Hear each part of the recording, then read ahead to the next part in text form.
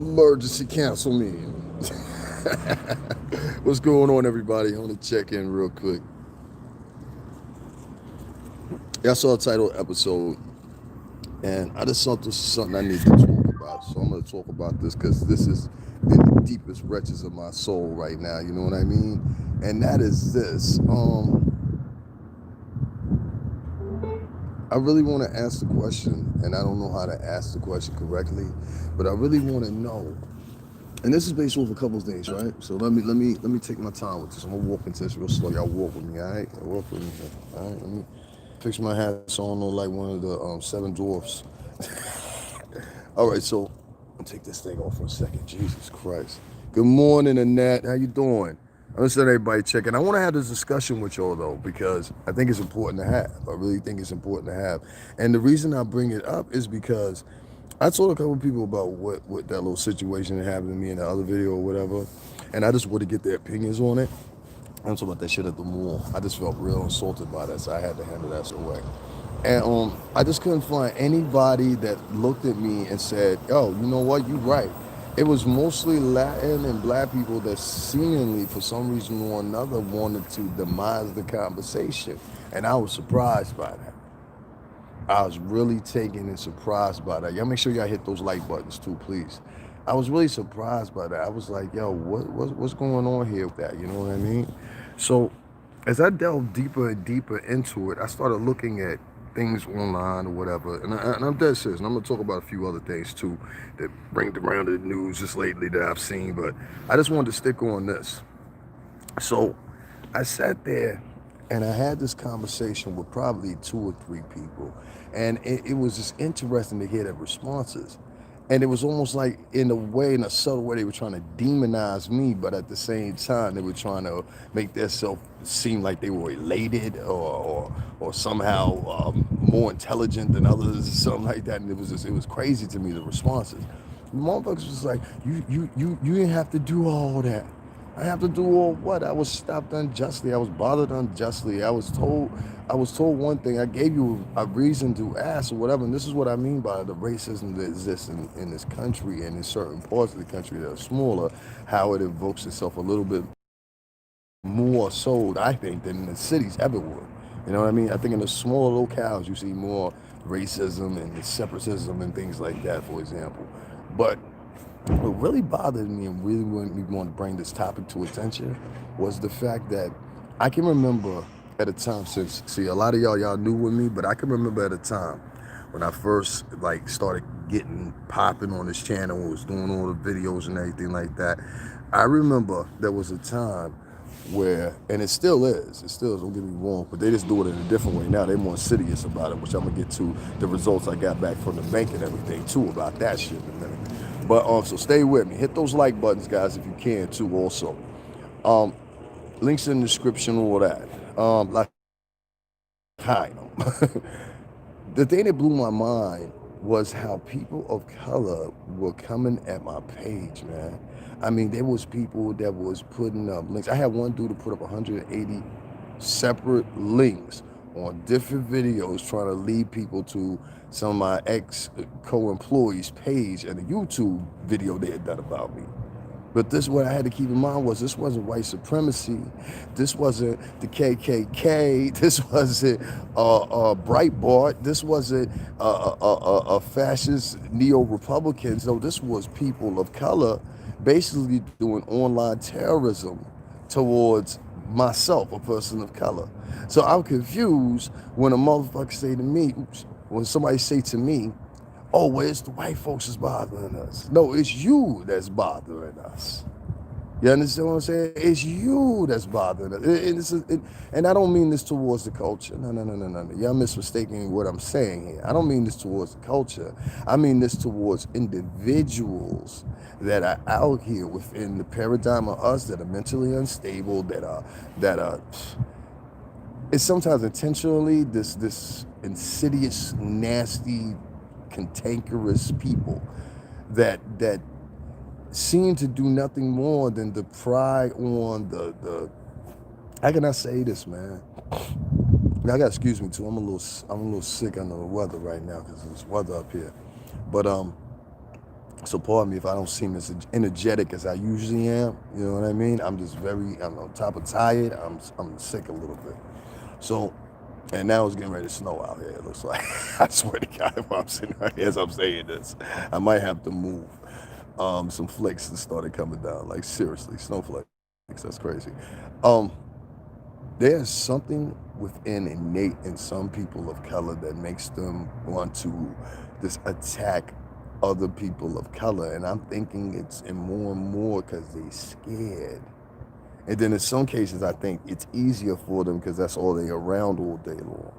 You understand what I'm saying? They won't go on Fifth Avenue and say something. They won't go in Chelsea and say something. They won't go in Stamford, Connecticut and say something. They won't go into, suburban parts of California like Calabasas or Miami over on Star Island or, you know what I mean? They won't do that. But the neighborhoods, many times they live in, and let me give you an example. Sometimes I don't know about other guys in here, if you're in here. You ever been walking and then you just feel somebody staring at you and then you just like, yo, and then you're right? And 9 times out of 10, a lot of times, I get it from whites too, don't get me wrong. I get it a lot from whites, but a lot of times when it's a person of color that's doing it, it's just the most creepy, eerie thing, feeling ever. And I'm like, because the first question to yourself is, why is this person staring so profusely and why are they so angry? I've had some people of color look at me like they literally hated me. They literally to the deepest of their and I had never met them before in my life. And it was just in passing. So that lets me know that you would throw me under the bus real, real, real quick. And guys, remember I told you it was snowing? Those are snowflakes, y'all. I swear to God. I'm down for y'all. I'm out here in the snow like that. You know what I mean? Nah, I ain't got no choice right now. Thank you. Diva List, what's going on? So I just want to ask y'all the question, to pose the question to y'all. Do y'all think that black people have a fear of whites and other people that they don't of themselves? And that's why it makes them innately so violent towards each other. And I mean, I'll even press it back. We were just a week back talking about, and a week before that, you know what I'm saying? I was talking about it, and I still find it eerie. If anybody can go back in chronological order on my page and you will see it, you will hear me when I first start talking about, sorry about that, guys. You will hear me.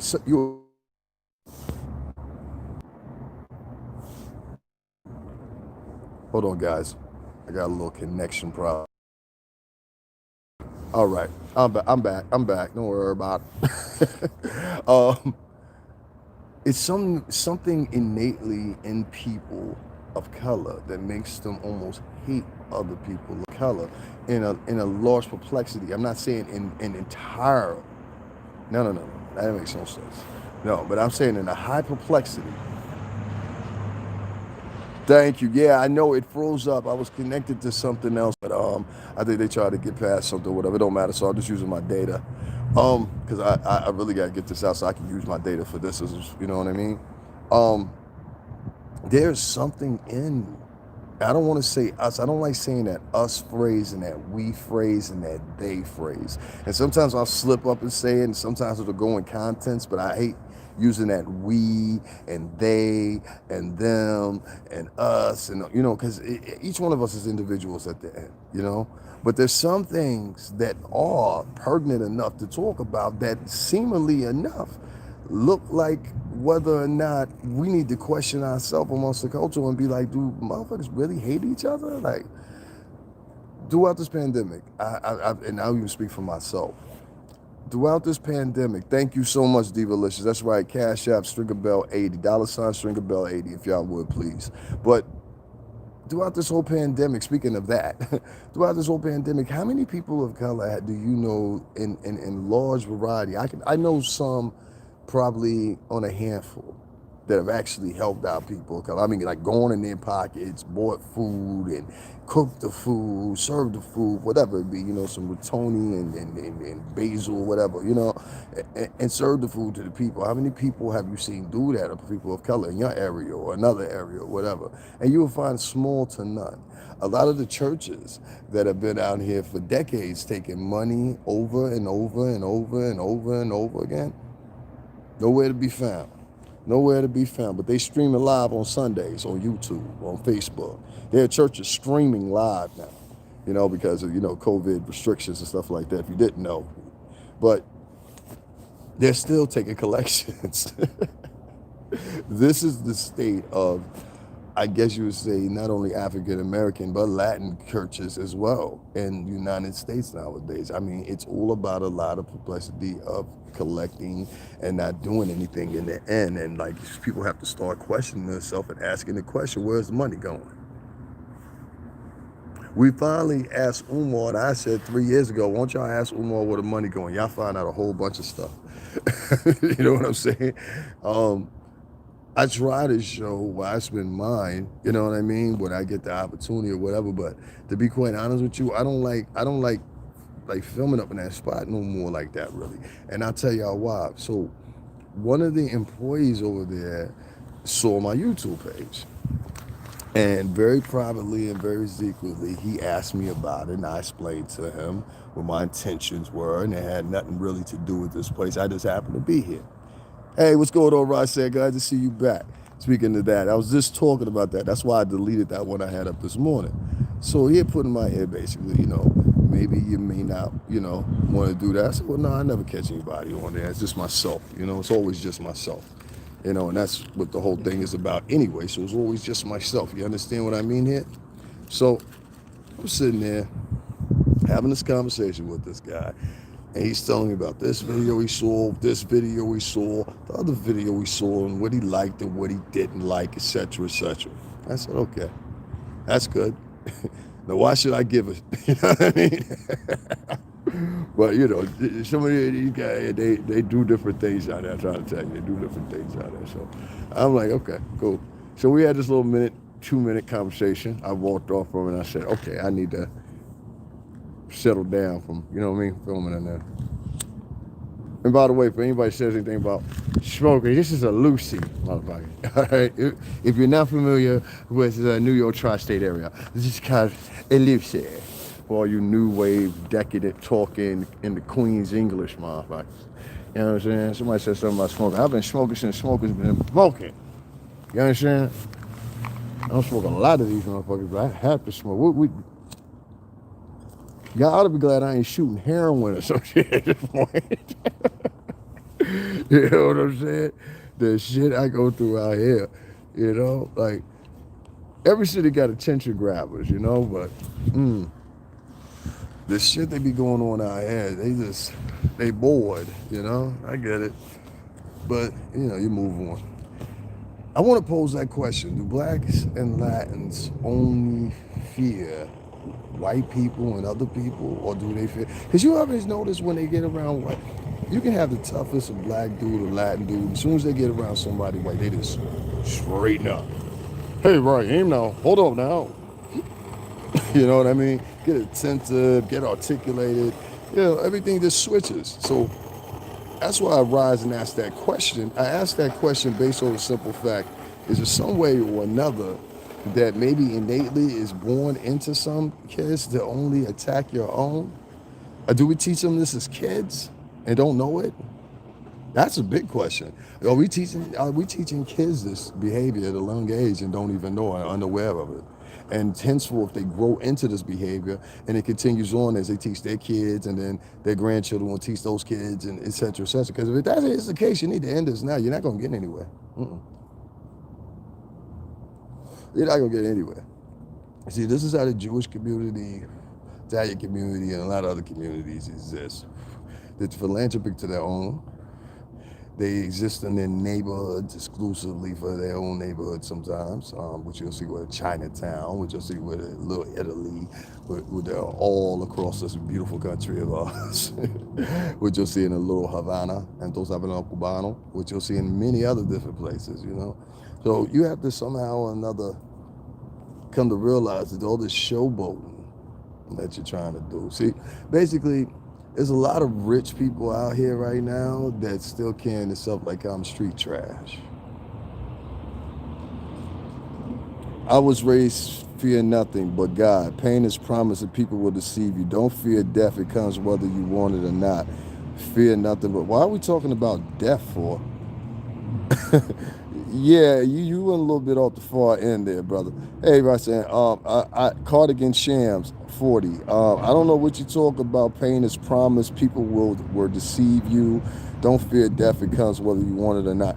I don't know what that meant, but I think that was a little extreme, brother. We're not talking about death. We're talking about life.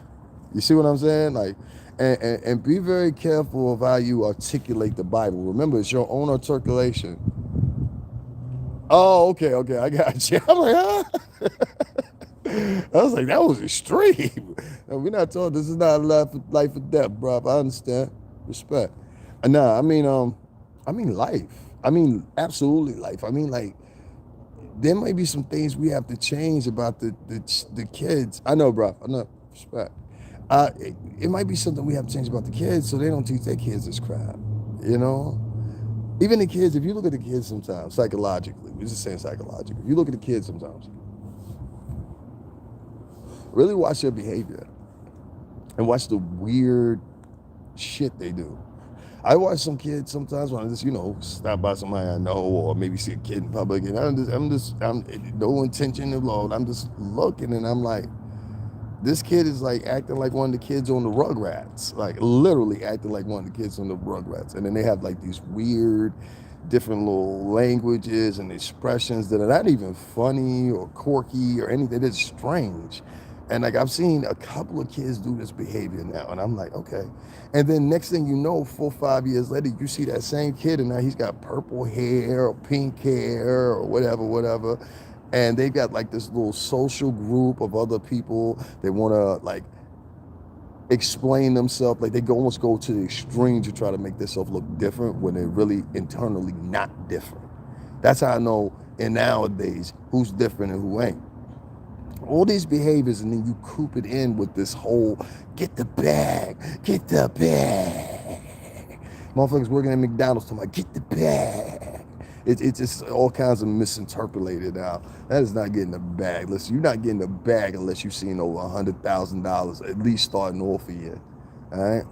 That's why I tell them, I always have that right there. You know what I'm saying? Because somebody else told me to tell motherfuckers that next time they say something to you, because I was feeling down one time.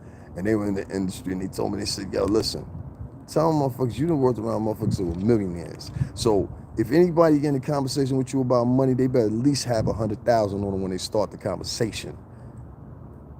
It's just facts. So, you know what I mean? That's not from my lips, that was from somebody else. You know what I mean? But it was meant for me. You know what I mean? To use. I think people of color have a competition level nowadays amongst each other. And the competition level they have amongst each other serves no benefit to them in the end game, especially in New York nowadays. You know what I'm saying? Most of the murders that's happening in NY nowadays are Latin on Latin from Latin. Like there's different Latin gangs in New York. It's not just one. And it's hard to keep place of them because many of them take place from the island and they come to the States. You understand what I'm saying? Same thing with the Jamaican gangs, same thing with the Trini gangs, same thing with many other ethnicities, even the Chinese gangs, you know what I mean? There's a guy named, what's his name? Mac something, China Mac. If y'all check out China Mac, check out his channel too. He does blogs and stuff like that. I don't know China Mac, but I know of his circle. And he was a circle of Queens boys. It's a circle of Brooklyn boys down there too now, the Laotian, Chinese, you know what I mean? But he was in Chinatown. So it's not just black gangs, it's Latin gangs, Asian gangs. The Albanians have their own circles, you know what I mean? The Albanians put a hit on some of the Italians in the Bronx, what, 3 years ago? Mm-hmm.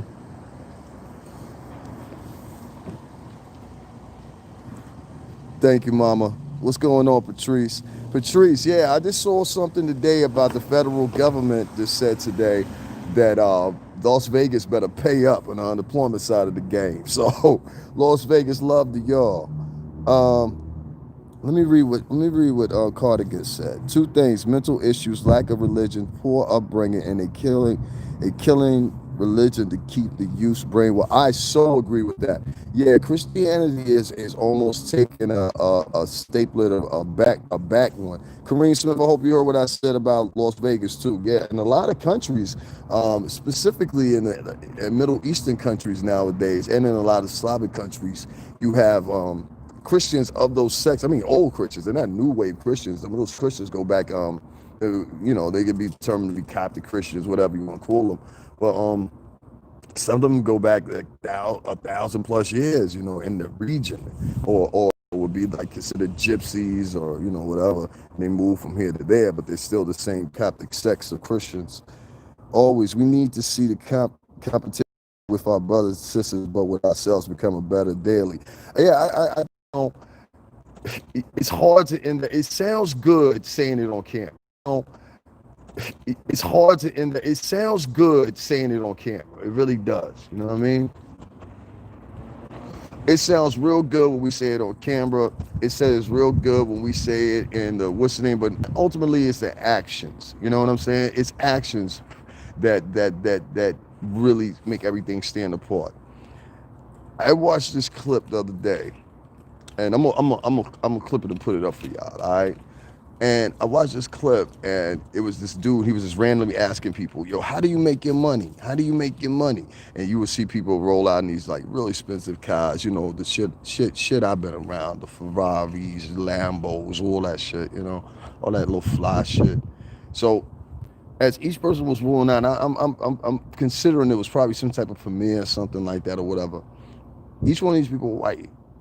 I think it was like maybe 2 black dudes, but each one of them was white. You know what I mean? And he was like, "How do you make your money?" One dude said he was a plastic surgeon. Then another dude said he was in the trade stock market. You know what I mean? Then another dude said what he said. Another guy said he was a producer. There was a woman. Then they got to this one guy, and the one guy said, "Yo, how do you make your money?" And he had the flyest car out of all of them, right? And you know what he said? He said, I'm a YouTuber." And everybody said, "Right on, man. That's what's up." They applauded him for doing what he was doing, and he even took time to break it down to them, to the other white dudes. "Hey, this is how you do it." Da, da, da, da. They showed that further in the video. You know what I mean? Because he then contacts each one of these people. You know what I mean? Individually that he got contact with, and has like a little mini interview with them. It's amazing. It was one of the best formats I've seen in a while. The point and the underlying factor of that was what? Can anybody tell me in the chat room? Anybody? Just tell me what the underlying factor of that was. Anybody? I'll wait a few seconds because I want y'all to get it. I ain't here for just to talk. I want y'all to get it. So, and if y'all don't get it already, what was the underlying factor of what I just explained?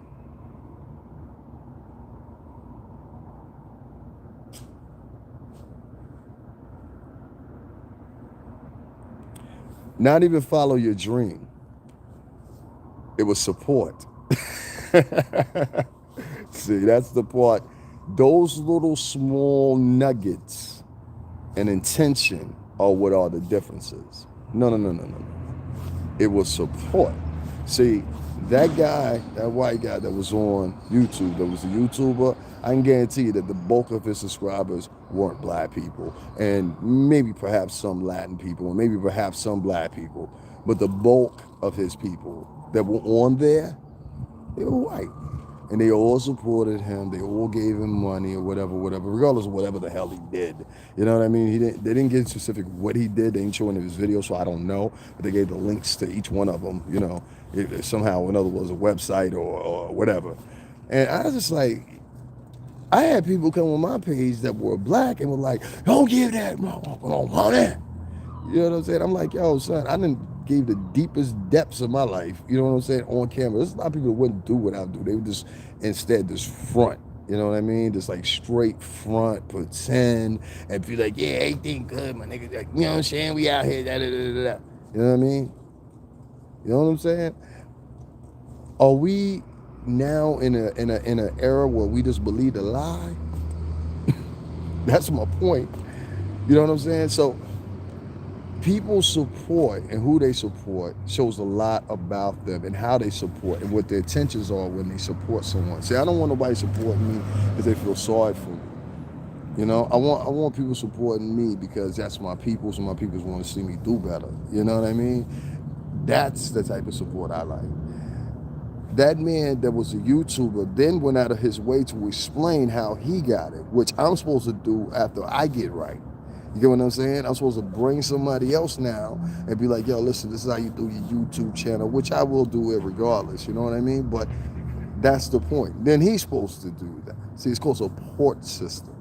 You know, without a support system, all that no new friends crap, if everybody be kicking, well, how's that working for you in the COVID era? You know what I'm saying? No new friends, huh? I hear you.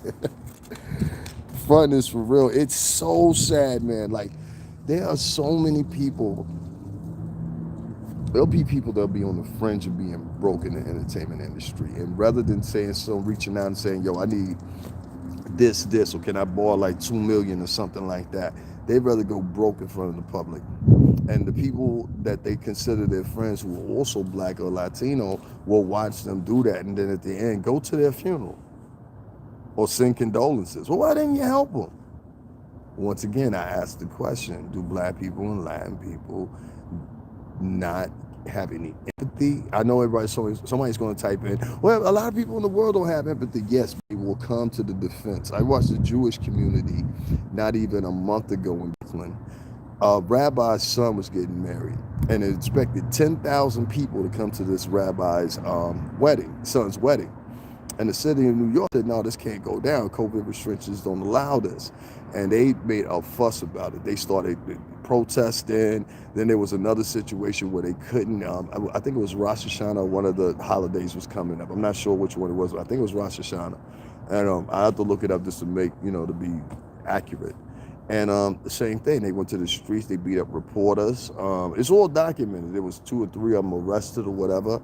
And within those neighborhoods, they have their own schools. They have their own school buses to take the kids to school. They have their own businesses. They have their own grocery stores. They're very self-contained as it called the community. If you go into these same communities, maybe 2 blocks over, 3 blocks over, where it starts becoming Latin and black, yeah, you'll get some stores over there that are Latin and black, yes, you will. But a lot of those stores over there in those neighborhoods will be run down. People will not take care of that neighborhood in a lot of different situations. People will not care about that neighborhood. People will commit violence. They will find some way to take that positive community, and one person will look at it and they'll turn around and be like, yo, you know what I can do over here, son? Because I've seen it. And many of you that are watching right now, I've seen it also. I had somebody say to me the other day, they said, yo, son, you need, and this is the reason I said I was taking a break from YouTube, because when they said this to me, it kind of burnt my soul, but at the same time, I got it. They were like, yo, son, you on there on YouTube talking a lot about your life. People ask you all kinds of questions and shit, and I don't see you getting no donations. I'm like, yeah, they just froze up on me. And I said, yo, it all part and contends with, I've had a lot of people, and I don't know if they're from up in Bad Boy, I don't want to necessarily say that, but I've had a lot of BS go on with me in this channel. Okay, first of all, I'm going to tell you about the Latin and black hate. Because you can look at the name sometimes, you can kind of figure out what a person is. If your last name is Mendez, 9 times out of 10, you're some type of Latin or back, you know what I mean? Like, let's keep it a buck. So I'm allowed to see the names of the people that reported me, believe it or not, especially if they file a claim. I see that name. You understand what I'm saying? I'll also attach to whatever their screen name is, This is the Hype and Psych channel, whatever. Well, it's owned by so-and-so and so, you know what I mean? There'll be an email attached to it, whatever, which happened with me and Prophet Muscle. This is how I know this, you know what I mean? Prophet Muscle, if y'all don't know him, go check him out on YouTube. He's on here, whatever. But I had flagged the video, if any of y'all remember, that he had did to me, and he was calling me Father MC. It was funny though. And he brought attention to my channel. I give it that, but I was like, I ain't no fucking Father MC, so I flagged his channel. So when I flagged his channel, what happened was he was on his 3rd strike or something like that. You know what I'm saying? I'm gonna answer that for you in 1 second, Cardi and shit. He said, what's the weirdest thing? But one of the funny things was, everybody that flagged my page was somebody of color, and I was like, it seemed like it anyway. This by the last stage, and I was like, wow. I had one white person in, and listen, The month before last, I was 210,000 short of 1,000,000 views. All right. I think I took the screenshot, I put it up, everything. My name's attached to it, whatever. I don't let that shit go to my head. I'm just like, yo, why is all people of color banging my page right now? So that slowed my algorithm thing down, right? So now I started getting seen less, and I was like, word. So then somebody flagged one of my videos, which I did, which was a girl that used to work at the Bad Boy office, and I put up a clip of hers when she was breaking down Kanye West's contract. Now the video y'all saw wasn't actually her whole video. Her whole video was like an hour or something long. I also put in the name of her channel so she could go see it, and she still flagged my shit. I was like, what? This was a black woman. I'm like, why would you do that, sister? And then she had like little trolls that came onto the page. I know who video it is. I remember seeing her face in the office all the time. Like, she used to walk past me, literally. She used to look for Marilyn. Right, Shorty? If you ever see this, you used to work with Marilyn. Marilyn been at Bad Boy for years. You used to work for Marilyn. That's the only person you would work for, because that's her brand of things up there. It's contractual crap. You know what I'm saying? Marilyn handled all that. If it was contractual, it was either Marilyn or freaking what's his name? It's gonna come to me in a minute. But it's either Marilyn or her. Everybody know that at Bad Boy. Thank you so much. I didn't watch Doggy Diamonds yesterday, but I saw what was put up, and I put it on my to-do list, so I'm gonna watch it today. Why Stephanie did you foul like that? Why Stephanie did me foul like that? Can you please repeat that question? And what Stephanie are you talking about? And what are you talking about? Now, I just didn't like how you said that. Yeah, I don't know who you are, but let's put you in timeout for a minute. I didn't like how you said that. That seemed like, yeah, let's remove this person. Yeah, somebody trying to watch me. It's probably 9 times out of 10 one of the people over there. Hi, user on this channel, and let's remove this person. Yeah, all right, let's get them out of there. Yeah. I was speaking to trolls, and then I just had a troll come on page, and we just removed them. Yeah, I don't like when people come on trying to start crazy stuff. Somebody said, why Stephanie do that? My friend that died's name is Stephanie. So when you say stuff like that, son, I don't know if you still here, but if you say stuff like that, you gotta realize you're gonna get a certain reaction out of me, and I don't appreciate that. So don't come here with that. Don't come here with that. And that's what I mean. Black people and Latin people putting their energy into what they want to put their energy into, but they're putting their energy into everything but action. I seen motherfuckers out here, we in the middle of a pandemic, motherfuckers is out here trying to style the cars, and ain't even nobody out here to watch you style in them. You know what I'm saying? Like, it's the mentality that you would think is going on. But anyway, let me just continue about what I'm saying. You would think there's no pandemic going on the way black and Latin people are right now. It's like, there's nothing going on. It's fine. The world goes back. You know, black people and Latin people don't even realize that you're trying hard to be a white person. A white person that was up 30 years ago. The current white person thinks nothing like you, up tier anyway. You know, maybe the janitor, the blue collar motherfuckers, but you know what I mean? In reality, nah, not no entrepreneur, not nobody getting it really. You know what I mean? Really getting it. I'm talking about like a couple million, you know what I mean? Fuck yo, 100,000, that shit don't impress me. I know motherfuckers spent that at the fucking strip club. You know what I'm saying? In a night. Go to King of Diamonds in Miami. You could spend 100,000 in there in a night, trust me. You know what I mean? I'm gonna move over here, y'all. This snow done started kicking in. Y'all see the snow? It's like, it's crazy. It's not really flaky like that. Now I think I'll be all right. I've had now somebody set up a GoFundMe, so let me tell y'all about that. So somebody set up a GoFundMe in my name. I was trying not to do it, but I gotta contact Jaguar on this one. So now I got somebody want to send me a message. Don't ever get on my page talking about it. You see what I mean? I told you, that was somebody on Facebook sending me a message. I swear my hand before God. You know what I'm saying? And I just blocked them. Don't ever come on my page trying to monitor me. I don't like that shit. You know what I mean? I be having all kinds of motherfuckers. Y'all just do not know. I be having all kinds of motherfuckers come on my page. and they just be like crazy. I had one of his kids, I ain't talked to him for years, from Def Jam, send me a message on Instagram telling me, yo, son, what's going on? Now, that's a setup, son. I ain't coming to meet you. You out your mind. I'm coming to meet you nowhere, nigga. For real. Nowhere. I had somebody else tell me, be careful what you do.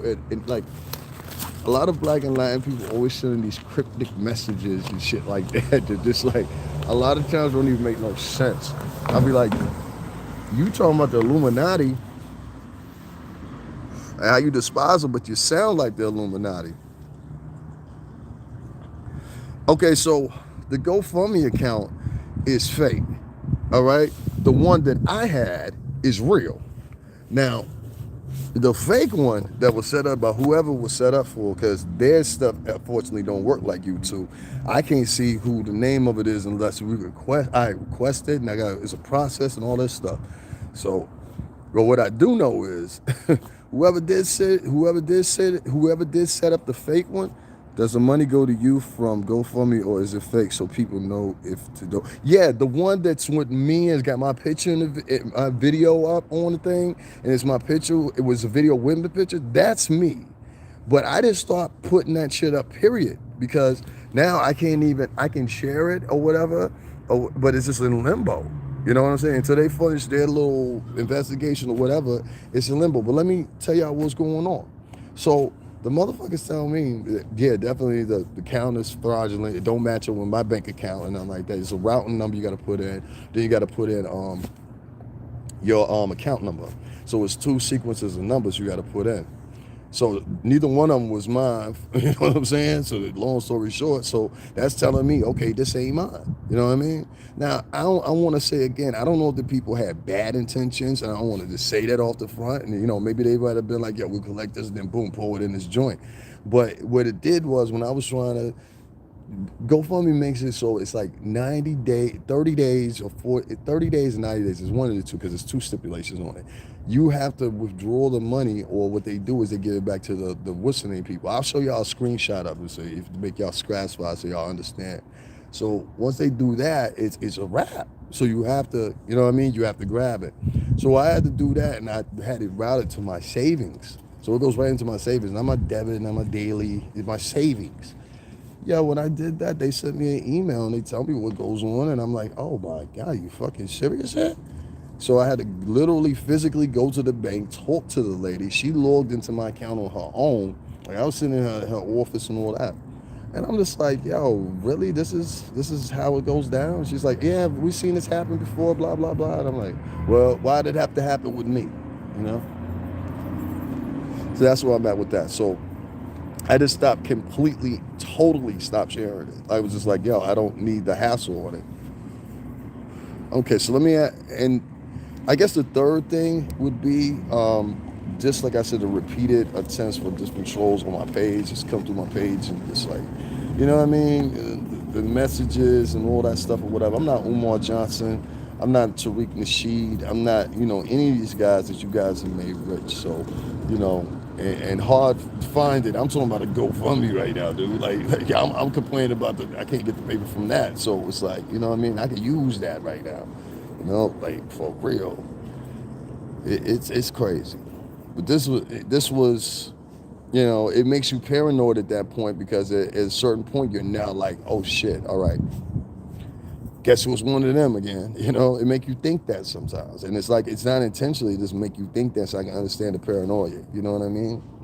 And like, it's my own people doing this. I worked for a Black company for years. My own people. You know what I'm saying? Like, Forum did a video about me. That shit still shot me to this day. Who wrote the book on Puff? Who wrote the book on Puff? There's 2 books that was written on Puff, I believe. But if you're talking about Mark Curry, he lives down in Atlanta now. Yeah, Mark Curry was an artist. He was on matter of fact, he's the guy that's on the motorcycle in the Bad Boy for Life video. Did I know Mark Curry? I did not. Do you money go for me, or is it, okay, I already answered that. Do the money go? Yeah, it goes to me. I hope whoever pays for that. Crazy brother filthy. Listen, they got up $1,400. I only got, what was 751 or whatever, and then they take like a percentage of it when you take it out. I didn't even tell you about that. Also, the motherfuckers charge you to take the money. I can't make this up. They charge you to take the money out. I'm like, yo, for real?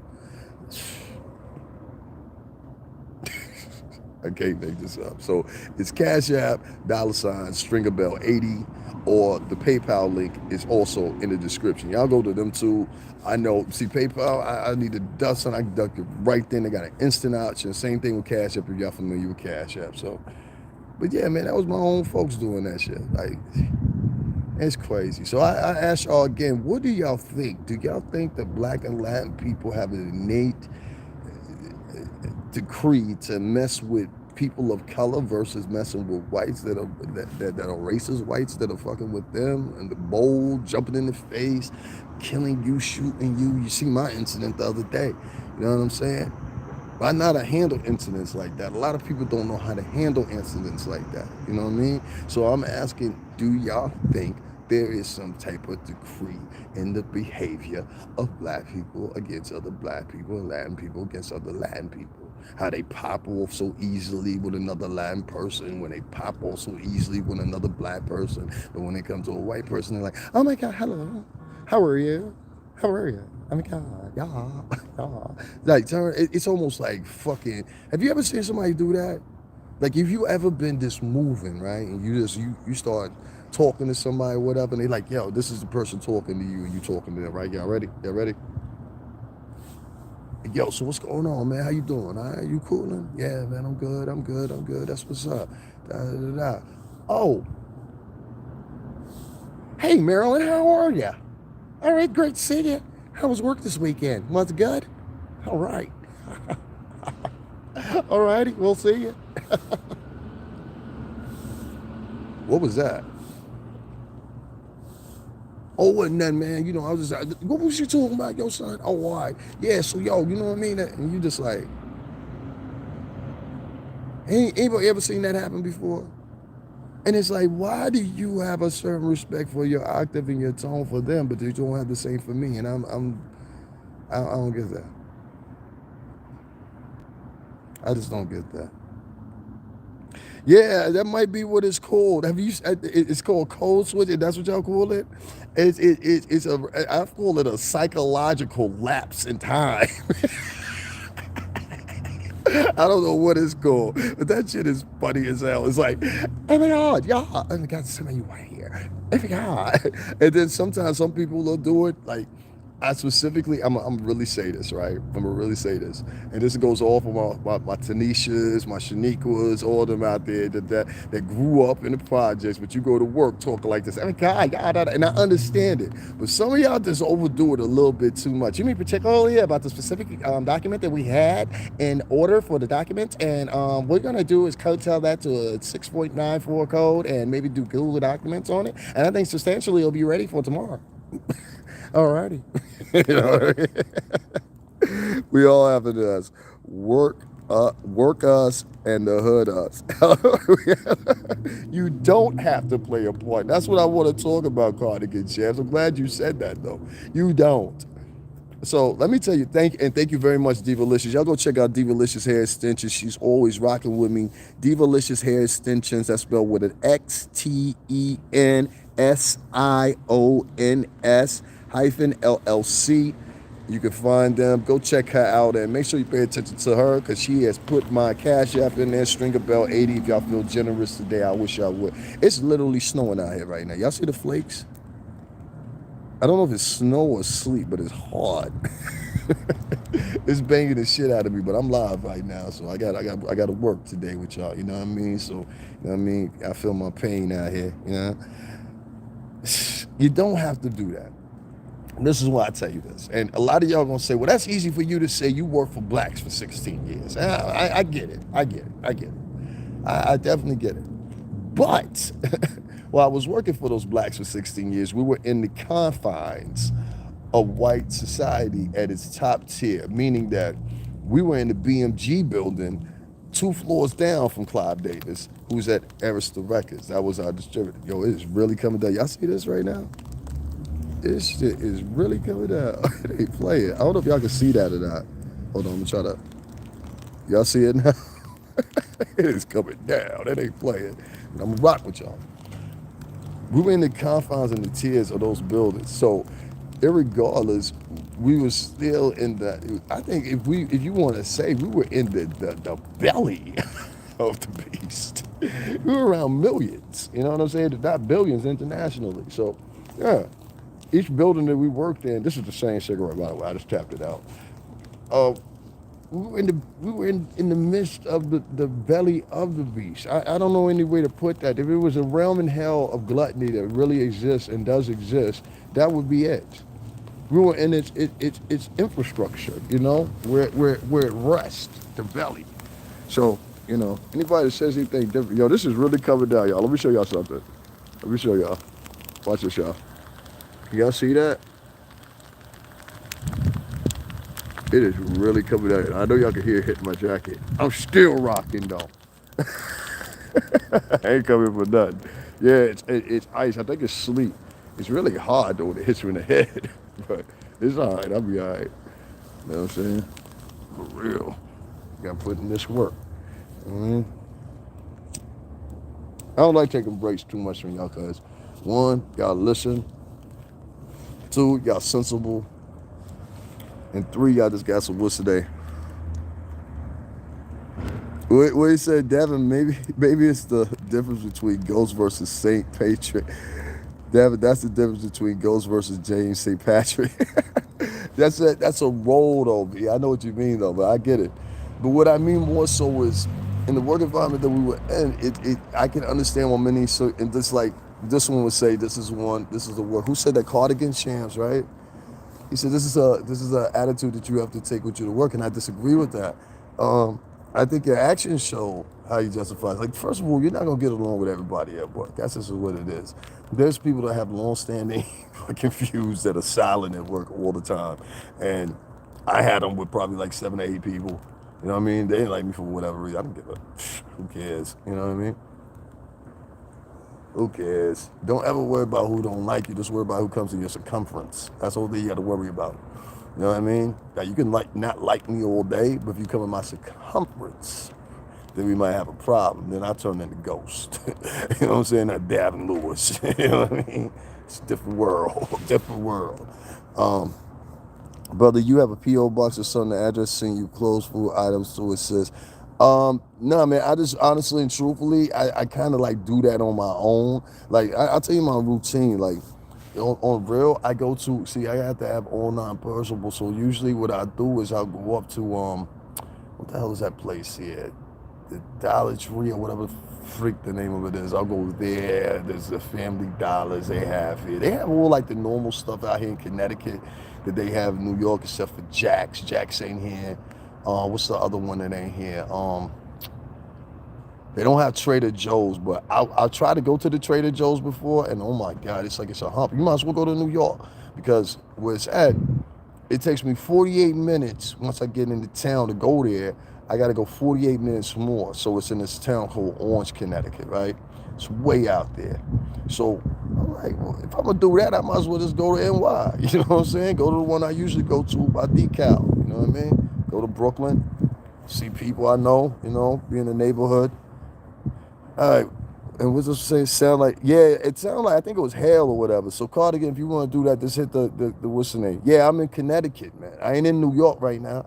I'm so close to New York though, but I'm not in New York right now. You know what I mean? I've been out of New York now probably like 2.5 months, maybe 2.5 months going on 3.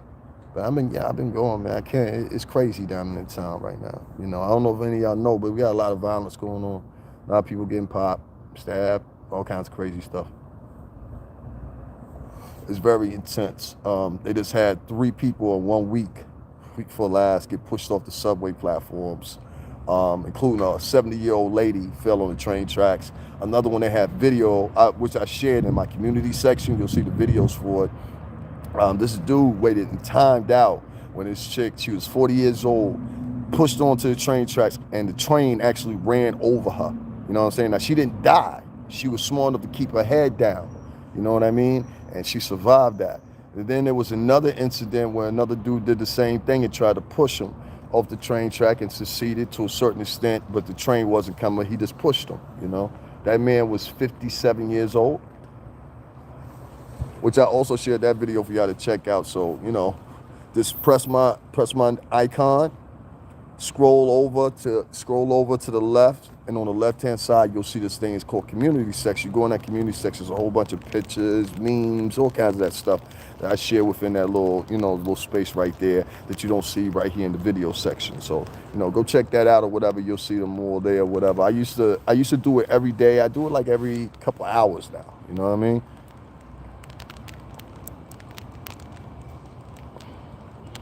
Let me know somewhere he can drop all. God bless you, brother. Have here. Yeah, like I said, it has to be stuff that's non-perishable and all that stuff or whatever. But if you like, I just prefer that you just do that, man. $ string bell 80. It's different things I would need money for during the day. That's why I prefer. Like, I don't have a storage space and all that stuff for a lot of stuff right now. I really don't, if you get what I mean. You know, I'm in a confined space. I stay in a shelter, so it's like you can't really bring too much there. We're confined to how much stuff we can bring there. You know what I mean? If that makes any sense. So I'll probably end up having to put it in a storage room or something like that. Whatever. I have a storage room that I have to pay for monthly too, so that's expensive. So, you know, but I ain't losing my shit this time. I lost it in the other storage room. Crazy move. Yeah, man. You know what I'm talking about? NYC Evolved. You in NY. You know what I mean?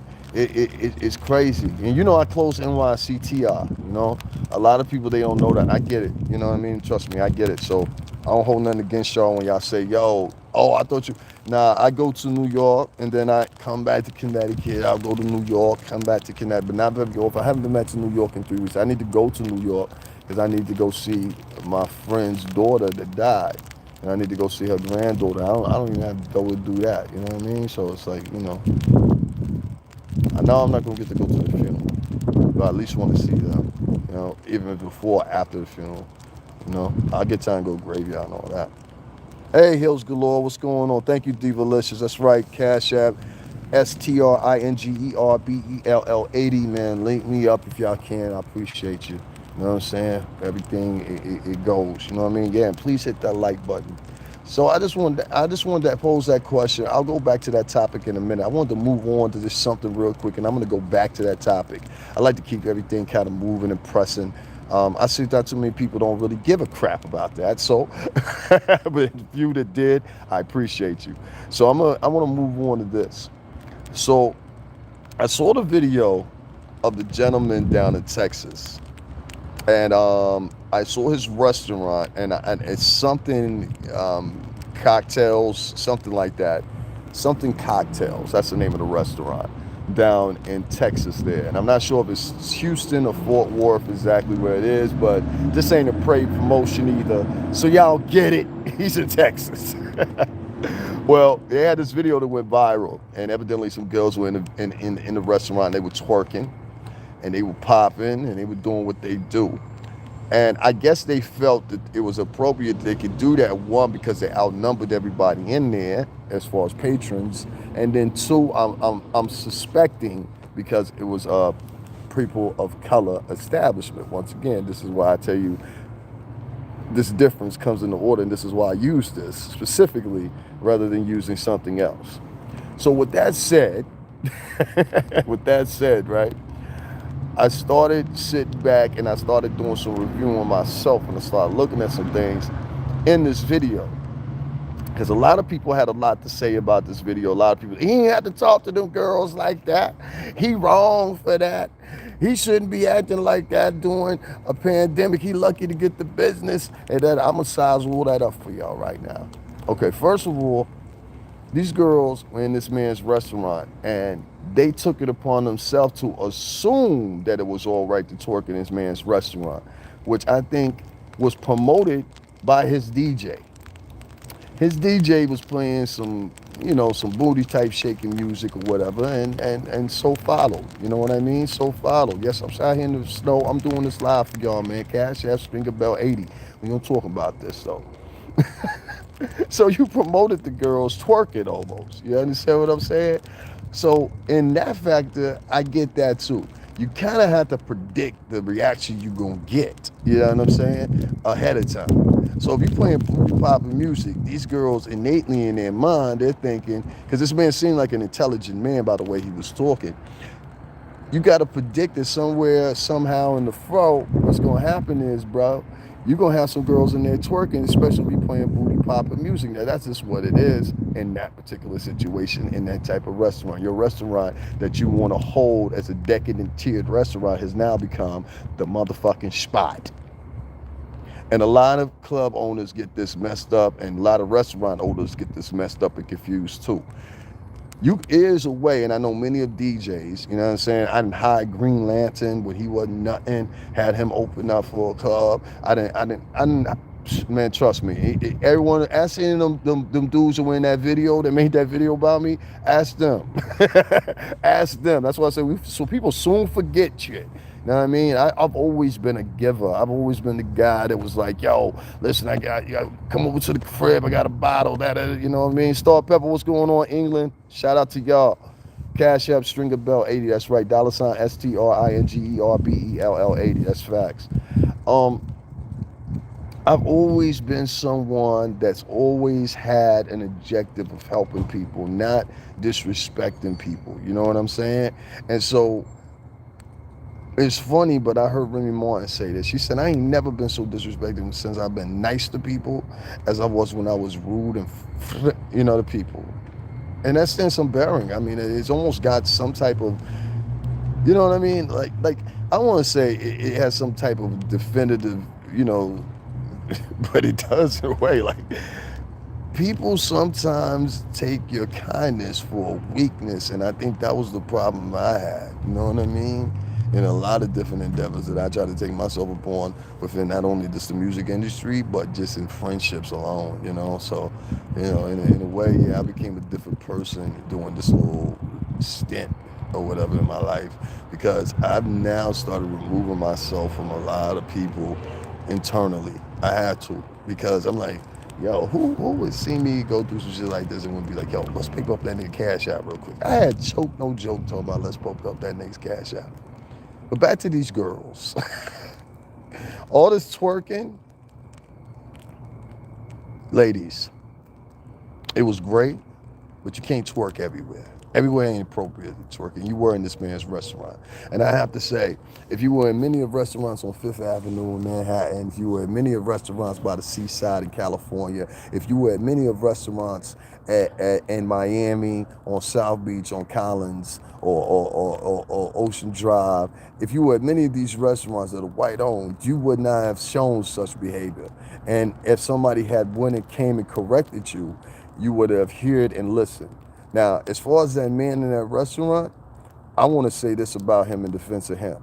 I went on his Instagram, and I encourage you to go on his Instagram and look too. And before this incident happened, only thing I see is black woman after black woman after black women. But it was the difference in these black women that was on there that a lot of people don't realize. See, classy black women, they don't have no need to twerk in a obviously classy restaurant, if you want to put it under those terms, classy. I hate using that word because that always, to me, affirms you ain't never did shit in your life and ain't been nowhere.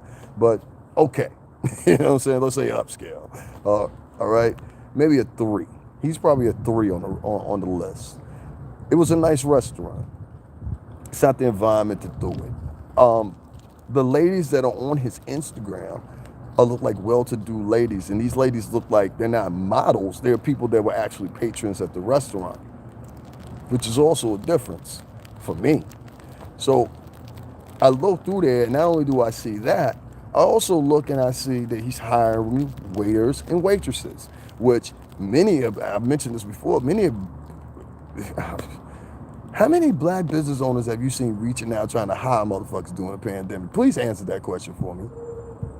But we got enough black people and Latin people online making fake accounts for me, get double the amount of money I raised, messed up me getting my money, you know what I'm saying? Then on top of that, you know what I'm saying? Somebody made a fake Cash App before too. It's crazy. And it's only me and Jaguar going through this? Nah, it ain't just me and Jaguar, it's other people. So I get it where this man would feel the way he feels when he says, and he sincerely meant, yeah, I help out the community. This is for us. How can I ask men to come in here? And this is the third part I'm going to take. How can I ask men to come in here and conduct themselves like gentlemen when I don't ask the same of the women? And I think that was the difference in the video versus what I saw on Instagram. Well, what I saw on Instagram was classy black women. Women that look like lawyers, women that look like surgeons. And that's not saying a surgeon or a lawyer won't talk to get enough liquor in them. I'm just saying they know when to do it at the appropriate price. They even know when to drink at the appropriate price when you're dealing with women of color and tier. You understand what I'm saying? I think a lot of men don't understand that when we're talking about women of color or tier. That doesn't mean that she has to be extremely educated. That doesn't mean that she has to be extremely in a position. But that means that woman carries herself like a lady. She knows how to articulate herself. She knows how to put herself in a certain environment. I'm not saying that these Latin ladies didn't, but that behavior, I know, is coattailed to only certain situations. And a lot of times people feel like that. I've seen a lot of times when people come into black establishments in Harlem and think they can act one way in there or more loosely than they could if they were in a white establishment in Midtown Manhattan. They'll be on their P's and Q's, and that make me question them and their ability to adapt to the surroundings that are around them as far as the culture is concerned. So I have a problem with that. I really do, you know. I think that the same respect that you should have when you go in that white establishment, the way you're on your P's and Q's, and this goes for black and Latin people, because I see all y'all play it a lot. You'll have one personality that you deal with the people of color, and then you'll have another personality you have totally different when you're dealing with white people. You understand what I'm saying?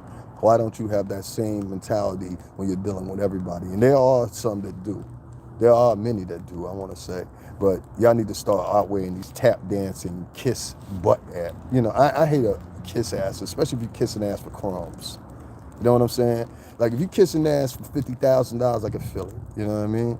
I don't have to sit here and brag about money, and I don't have to do any of that because of pure simple fact I've done it before. You know what I'm saying? I'm documented, it's done it. You know what I mean? Like, I'm known, you know? I don't have to do that. But it's just like, some people, that's what they have to do to make it through life. And, you know, everybody ain't equally else, but at the same time, it's like, damn, man. Don't kiss ass for that. You know what I'm saying? Don't kiss ass to be the janitor. You know what I mean? But, I mean, some people, that's their only, you know, I guess that's their only wish, to be the janitor. I ain't trying to be nobody's janitor. You know what I mean? Matter of fact, I'd rob a bank before I become a janitor. You know what I'm saying? I'd rob a couple months before I become a janitor. Not at this point in life. You know what I mean? For real, okay. Anything's possible at that point. You know what I'm saying? $ stringer bell 80. No way I'm going out like that. Fuck that. I guess because I don't know, I'm accustomed to a lot of stuff, you know what I mean? I'm going without that stuff right now. But I know the come up coming, it's gonna be gravy, you know what I mean? It's already happened and started to happen now. It'll happen even more with the support of the people. So that's $ STRINGERBELL 80, stringer bell 80, y'all. It's in what's the name right there? I don't have much, but oh, thank you very much, J Scrib. I appreciate you. Hey, Star Pepper, what's going on, England? That's right, y'all. Cash App, STRINGERBELL 80. So I don't think this man was completely wrong. Nah, I don't think he was wrong in asking those girls to get, you know, calm down in his restaurant. They're going to remain patrons in his restaurant. I think he should ask that of everybody.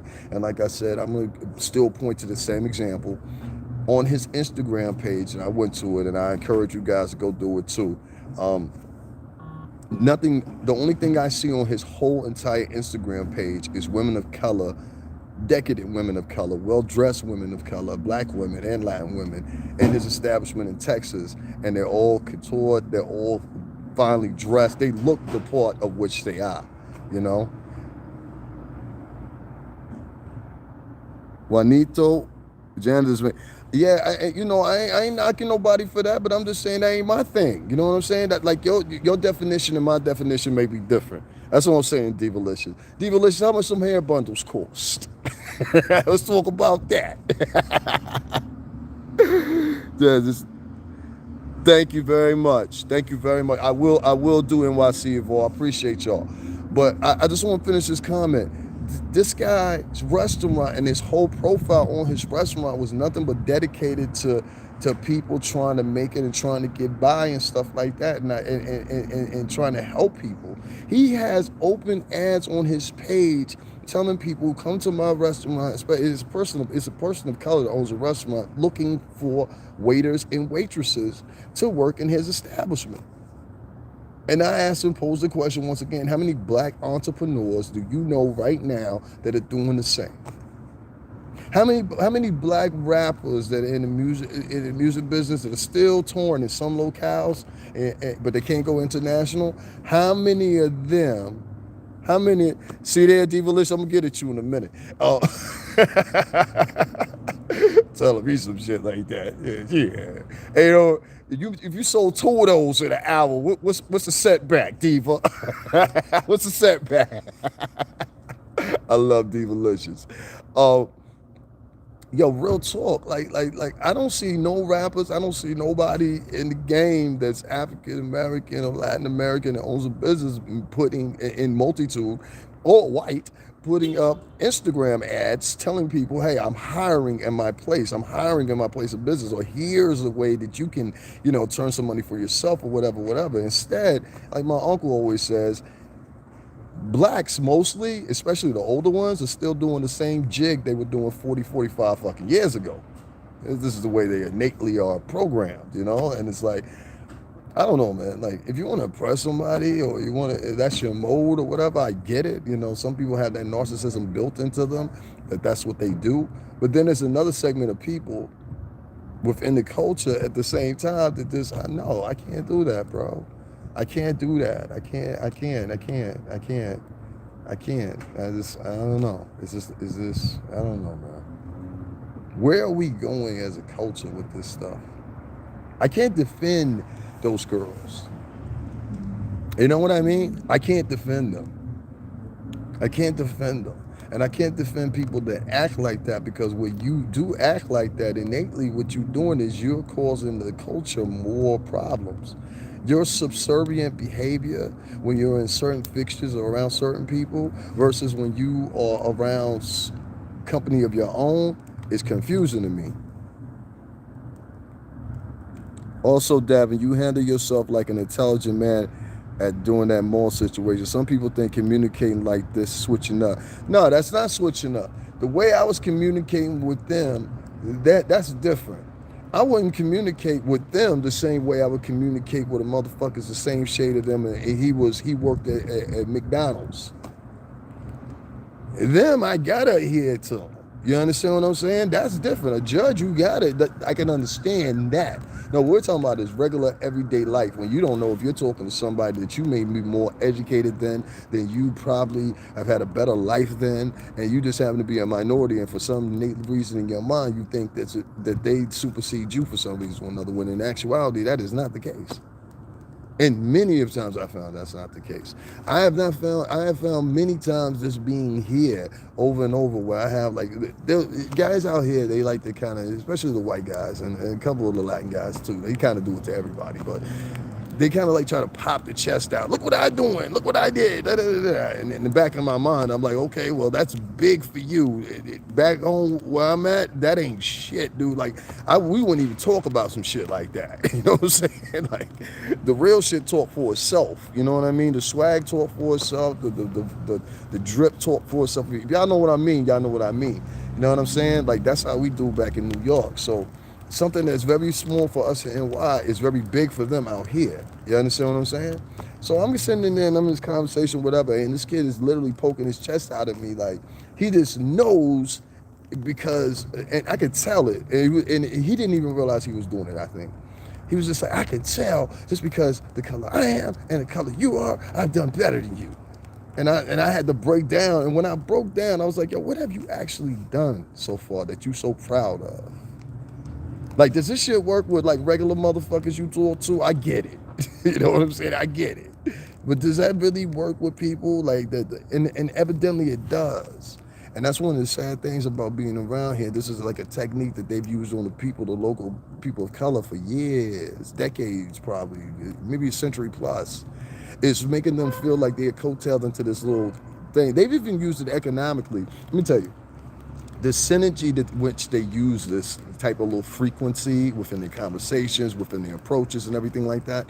I had this man, he started talking to me, and when I got a little friendly with him, he started walking towards me more. And I had to stop him mid. I said, yo, why you keep walking so close for though, man? You know, we got this COVID thing going on. He acted like I offended him because I was telling him, why are you walking so close to me, yet you ain't got a mask on? And he just couldn't see that. Well, innately in his mind, I think he thought, well, why are you so worried about your life for? Your life can't be that good. My life can't be that good. I can guarantee you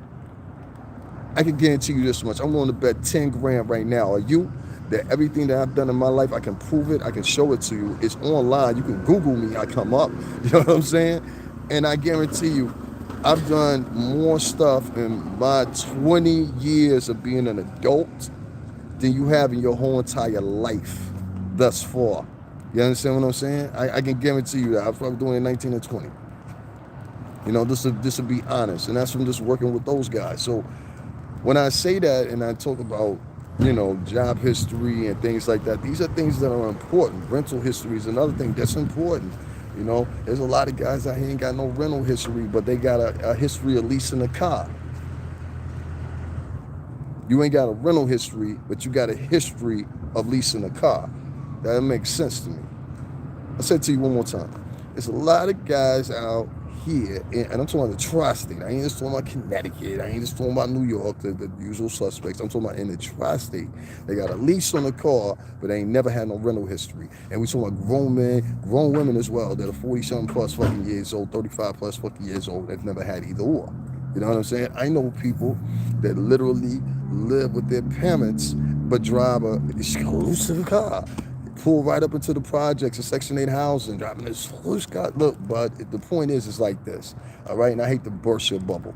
If you wasn't doing it 10, 15 years ago, and now you're trying to reiterate yourself back into it, that works. But if you now, at a certain age, if you're trying to jump in now, 9 times out of 10, it doesn't work. I can guarantee you, I've been in the business, I've done the work, I know how it go. You know what I mean? It don't work like that. If I was just trying to jump into the business right now, it wouldn't happen.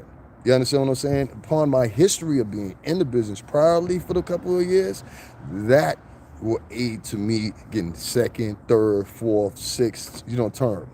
But most people, if you over 35, I mean, like, unless you got an exceptional product, I mean, some really good music, don't try to get into the media music business. You got a really good script, don't try to get into the music and movie business. Don't try to do it, because most of the time you're going to get door after door shut on you if you don't have no previous history at that point.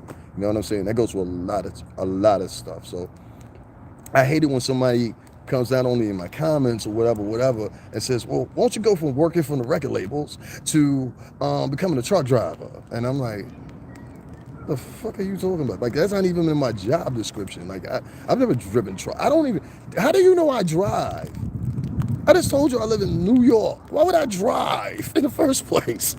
All right, that's the first thing. This is what I say. It's a difference between survival mode, actually having a career, and then, being the street entrepreneur that's going to go down in history as so many of these kids you see doing what they're trying to do, what getting killed and starting beefs that they can't finish and stuff like that, So, I mean, it's a direct result of it. However much that makes sense to you guys, it's a direct result of it. All those things that I've just included, when I say the music, when I say the temperament that the music provides, and other things, other matter, all those things go in content to what we're talking about here. What we're talking about here is this. Guys, you have let the music actually set you a fraud. All right? The music enticed these girls to start twerking in that restaurant. The music allowed those people not only in the restaurant, but the man to react the way he did and understand what they were doing. Hey, Luciana, 216, what's going on? You're right, I didn't agree with that neither. Wow, shaking my head, I lived there forever, never owned a car. Yeah, well, I see if I say I never owned a car. But a motherfucker told me to become a truck driver. I'm like, what the, Shaggy? You know what I mean? It was a pretty smart decision, but my family thinks I live in an expensive area. was a pretty smart decision. But yeah, and that's cool. You know, I'm not knocking truck drivers. My friend Jerome, his dad used to be a truck driver. That's what I'm saying. I'm just saying you have to understand the terminology that is not in my work field. That's the point. I had one, I mean, maybe two people that came on and actually asked me, and this is how I know the difference between people that understand what I'm talking about, the difference between a job and a career. A career could be on a minuscule level, or a career could be on a high-tiered level. A job could be on a minuscule level, it can be on a high-tier level as well. It just depends on the job duty that you have, I think is more for so. So I was saying the realm of what we were surrounding those offices. We were probably on I'd say third, maybe fourth tier of importance. You know what I mean? I mean, all the events we had to go to, they were the premier events. So you're talking about Memorial Day weekend. You're talking about LA. You're talking about the Super Bowl. You're talking about all those events that we all went to, and it was the purpose of promoting the artist, said or artist at that time, or whatever said project is coming out. So that is a third tier importance, because the next two importances would be after that. Before that, prior would be one. It would be, I would say, the national promoter, and then after that, it would be the international promotion. So those are the three tiers that are most important, because without that promotion, you have no, whatever product you have, it's not going to see the reaches of a consumer. So you know, it doesn't matter. If you understand the relevancy of that, then you'll understand not only how the music business and the media business works, from which I worked in for years, and you know, whether you believe the things or you need confirmation from someone white, like many of us do. But I had to throw one slick with it, you know. If you need that confirmation, then you know, I implore you to go check it out, you know. But yeah. The next thing I wanted to talk about was this. And I'm off them girls, but I just had to talk about that a little bit, because that just bothered me. This man went out of his way to try to hide black people and Spanish people, and they're just now assaulting him, telling people don't go to his restaurant. No, you should absolutely go to that gentleman's restaurant. That man was trying to hide black people. And if I open a restaurant, I don't want you twerking in there either. You understand what I'm saying? We'll have an area for that, all right? All right. So, moving on.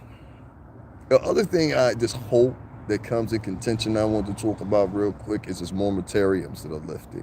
And I don't know how important that is to you, and specifically you and your family and you and yours, but it's very important to me. I think, and if you're not familiar with it or don't know what I'm talking about, the moratorium that's put in place right now is to protect people from evictions and from paying rent up until January 1st. Right now we have until December 11th to actually get a bill passed, and the bills that have to be passed won't necessarily be a next stimulus bill, or return PPI loans and all that crap or whatever, or extend, what's the name, 305 Capricorn, what's going on, or extend any of those type of, you know, regulations or whatever. But one of the most important things that's protecting right now, that's an extension of the original CARES Act, is that. And this moratorium that you have right now is going to be lifted nationwide January 1st, which then means that each landlord that probably didn't have the right to invoke an eviction now has the right to do so and have adjudicated. Now, if it's adjudicated, which the process will probably take, I'm also at a rough number.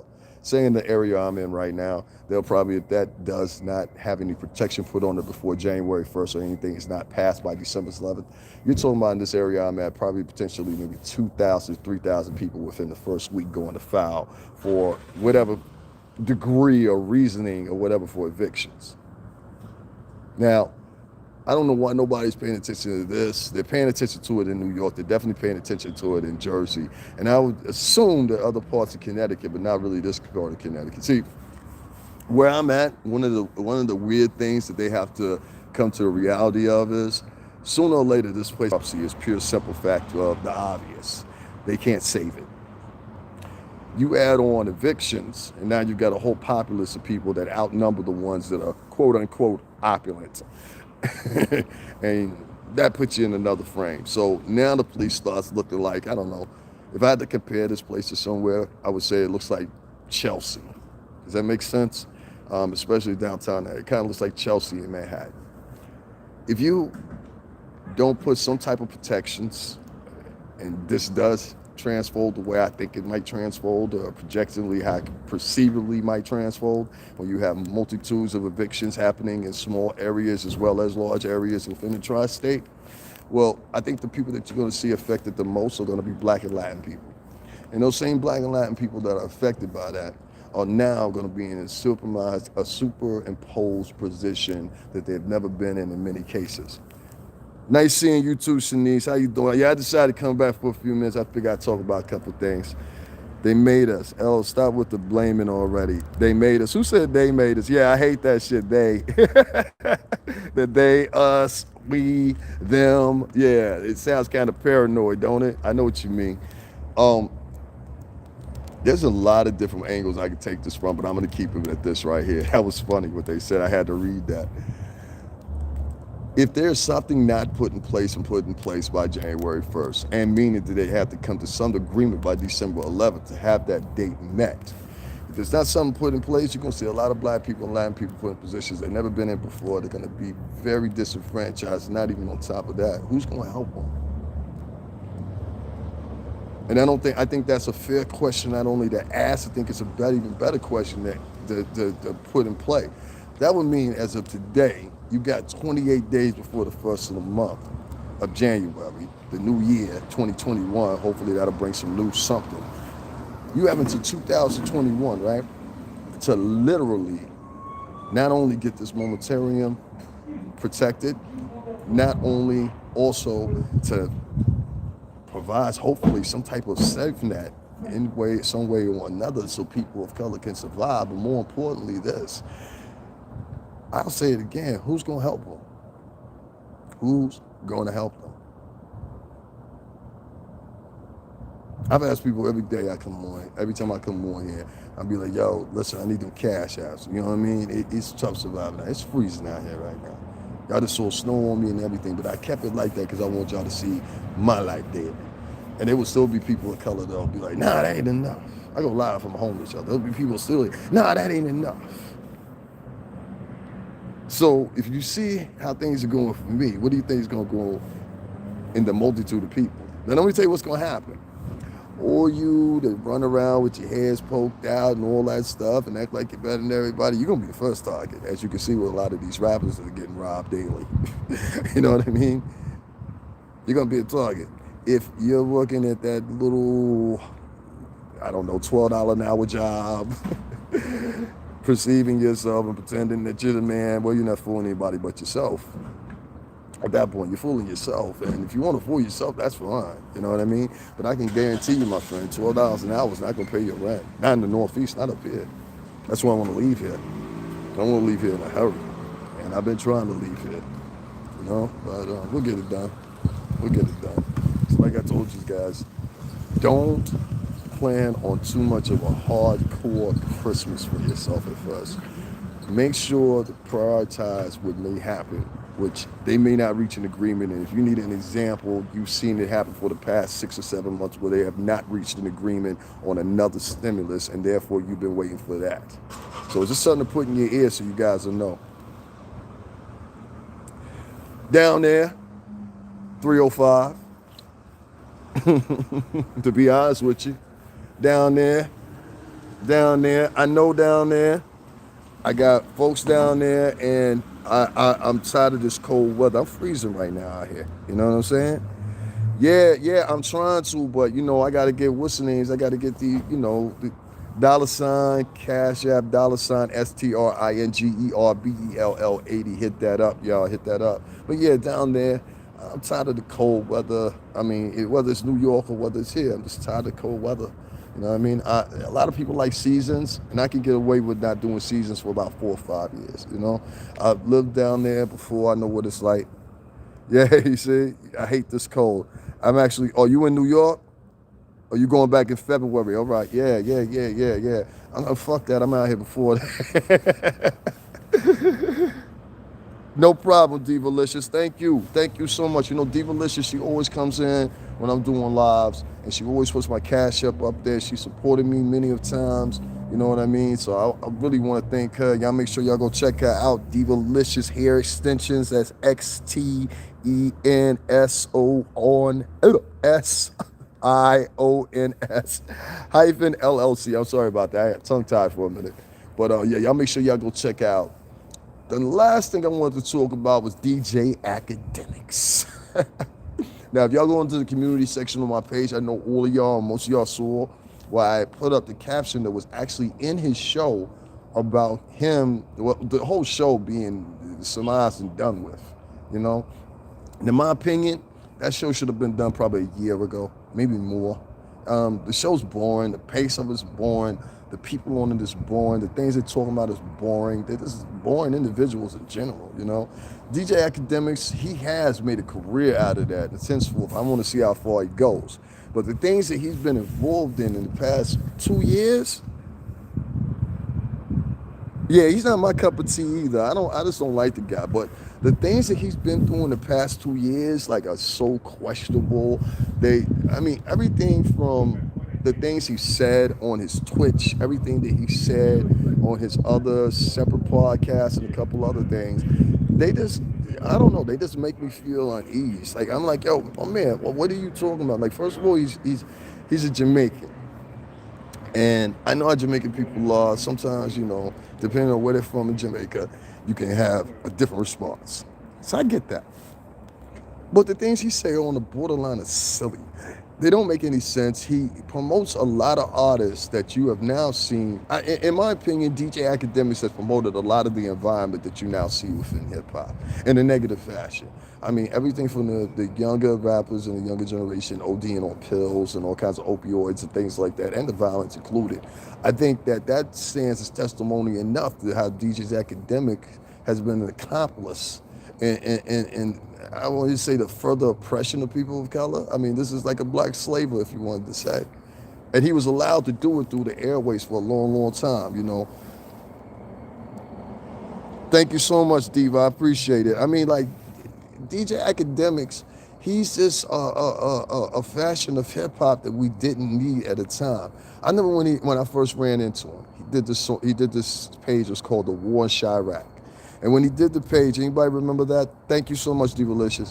When he did the page, he was basically monicking and making fun of the violence that was happening in Chicago with the Chicago youth. He didn't care about that. He got his channel popping off of it. He made all kinds of little memes and stuff along with it and blah, blah, blah. And he had his run with it, you know? And for him to go from that to all of a sudden, this is what I mean by they hire the wrong people, give the wrong people the voice to speak for the youth, speak for anybody. You know what I'm saying? Everybody should be speaking for the youth, should be motherfuckers like me. You know what I'm saying? But we're going to get into that later. DJ Akademiks, I don't see how anybody's benefited off his wave. Can somebody tell me how anybody's benefited off of DJ Akademiks' wave? And I'll show you enough examples of everybody that's come into interaction with him has met a demise some way or another. You know, his man was Tekashi 6ix9ine. We all know what happened to him. XXXTentacion, him was close. You all saw what happened to X. There was a couple other rappers that are now done or gone, you know what I mean, that have come through the interaction of DJ Akademiks. You know what I'm saying? And nobody speaks about it. The majority of these young rappers that you saw that have OD'd, that are either killed or whatever, DJ Akademiks had some interaction with them. And a lot of people be like, oh no, it's because of that. No, have you ever heard a DJ Akademiks interview when he's off Everyday Struggle? Listen to those. Listen to his Twitch interviews. Listen to his other interviews. And what you're going to find is something that's real consistent. He always tries to promote the beef. But he'll promote the beef in a slick way where it's like, I'm not promoting the beef. I just don't want to see this happen. No, you want to see that happen. So you know once you report on it, it's going to pop. And then you give your fake, oh, rest in peace. Yo, this is really tragic. I've heard this man now over 10 times say, oh, this is really tragic, yet your content doesn't change. And this is a reason why DJ Akademiks, in my opinion, was asked to leave Complex. Once you watch everything that DJ Akademiks says, all the ways that he acts, all the way that he moves, and then you listen to the way he is on Everyday Struggle, and like my man said early on here, the code switching thing, you know what I mean? Once you do that, what happens is you get an artist that will do anything. We don't know each other, so stop staring at me. Thank you. You get an artist that now believes that everything that DJ Akademiks says is facts. And they act accordingly towards it. Now, one of the biggest problems I have with DJ Akademiks is this. You know what you're doing. And instead of coat-telling what you're doing, maybe this removal from everyday struggle, maybe this removal from the environment that you had kind of sat on as a throne of yours, maybe now that that's over, maybe you'll change your message. Because honestly and truthfully, he knows as well as many of us know, if DJ Akademiks changed his message tomorrow, no one would listen to him. Not at this point. Now, he could get a few people that might rock with him subtly, but nobody would listen to him. Michael Moses, what's going on? I'll listen to the interviews. Yeah, he yesterday, him, Nadeska, and Wayno all came on, and probably like halfway point throughout the show, they announced, hey, December 17th, the show is going to be over. It's a wrap. You know, they've been there 3 or 4 strong years, I believe, somewhere around there. And to be quite honest with you, the best moments for me were the Joe Budden episodes and the ones with my man Star, for Star in the Morning. Other than that, Wayno, I like Wayno's style, but Wayno is not my cup of tea as far as the show is concerned. I don't think that was the format for Wayno, in my opinion. I think it was a training ground for Wayno, and I think Wayno will do way better once he moves from that environment on into another environment. You know what I mean? Once he does that, he gets his own show, maybe his own picks or whatever, maybe more specifically on Complex. I think he'll move and motivate a lot better. But as far as DJ Akademiks, no, I don't think so at all.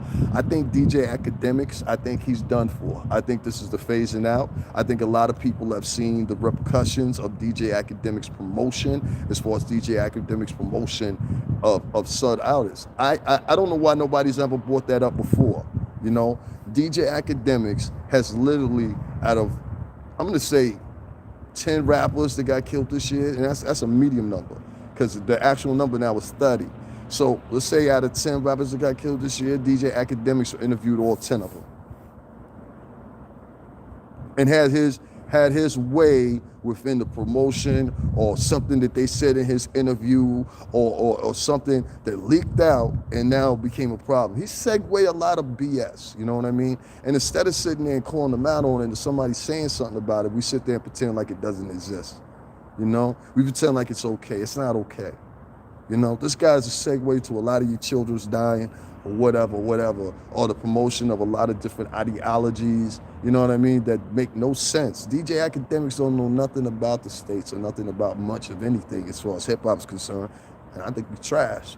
So, with the show ending December 17th, I don't know what's on their roster for 2021 as far as Complex as a company, so I don't want to speak about that. They may have a new avenue they're putting DJ Akademiks in, I don't know. But from word on the street and from what I heard from Star in the Morning, and a few people that I know, you know what I mean? Star in the Morning, I think, would be a better example, because he had paperwork. He also was on the show, you know what I mean? As a what's the name? As a person, a personality. So, you know, I would take Star's word over anybody's in this matter. So it's a wrap, and I'm glad he's out of here. Anybody got any feelings about that? Personally, I just feel like DJ Akademiks has been a segue for a lot of BS that has happened in the hip-hop community, and he has never been held accountable for it. You know what I'm saying? A lot of beefs have started from DJ Akademiks facilitating them. I don't know. I feel a certain way about it, man. I never liked the kid. I never digged him. I never thought they should have hired him in the first place. I was very open when I said it. I said it on lives in the previous. I tried to find the ones I said. They had to be from years ago now, so I have to find them, but I found them. I've been finding a whole bunch of other ones too, old ones that I downloaded and I want y'all to see and share with y'all. You know, some people will check them out, some people won't. You know, some people will share them, some people won't. That's fine. But I want you guys to at least know, you know, a lot of the stuff that I was saying now, I've been saying in the past, and I've been consistent with it. I ain't never liked DJ Akademiks, ever. Put me on record saying that he want to say something about it, come see me. I smack the fire out of him. I've been down to do that anyway. Vlad. You know, Vlad used to come to the office and get records from us. Used to come get the white labels up at the office, 1540, ask him. You know what I'm saying? Anybody ask him. That's when my boss, my ex-boss, still boss, Sean Prez, was able to interview him. You know, nobody interviews Vlad. I'm gonna share the interview or whatever, because I think the last one I shared for y'all was the one he did with Master P or whatever. You know, God, I miss that. You know what I'm saying? I miss that, man. I think the last taping I was in on, the last taping I did was DJ Envy, I think. Yeah, DJ Envy was the last taping I did. I shared the Envy one, so that's in the community section too, but that's the last live taping. Now everything is just, we don't have a space no more, you know what I'm saying? Because of this COVID shit, and that just killed everything. I smack fire. I'll smack the fire out DJ. I wanted the fire on DJ Akademiks so bad. I know where the Complex Studios are. It's right on 8th Avenue. They right by the Nokia Theater. That's where they used to be up until last year anyway. I don't know if they're there now. You know what I mean? Because it's COVID crap. That's where he was. Yeah, DJ Akademiks is trash. Like, and he's a short little fucker too. He's not like big, like, you know what I mean? Like, he's short and wide. You know, bad built. You know what I mean? Guys, I'll tell you this much. DJ Akademiks and vloggers like him, y'all gotta stop supporting them dudes, man. Like, DJ Akademiks was able to blow up because people like the stupid crap that he said. You know what I mean? And then I like watch other ones. Like, I'm not a fan of Madame New York. I think that's the most man-bashing channel I've ever watched in my life. Like, it's just anybody ever watch Madame New York, their channel on YouTube? I can't believe I'm promoting them. This is what I mean by like certain vloggers and certain personalities online being able to affect certain individuals. I watched Madame New York probably like 6 or 7 times. And when I was watching the rebroadcast, I'm kind of like, it's just 3 women. And it's one girl that's kind of big. It's another one that looks like a light-skinned olive oil. And then there's another one that's kind of dark-skinned and tall. She sits over to the side. Sometimes they switch the girls up. But those 2 girls are always there. And they talk, and when they talk, they always make it from a perspective of as if they're a victim and that the men are the problem. And I'm just like, yo, are y'all just disgruntled or whatever the case may be? But what they start doing is they start selling a narrative. And now that narrative is reflective in the comment section.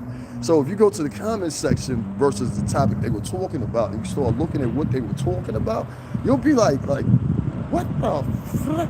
Yo, you'll hear girls in there talking about all their whims or whatever. Never do they look at the fact of, well, maybe I'm wearing too much makeup.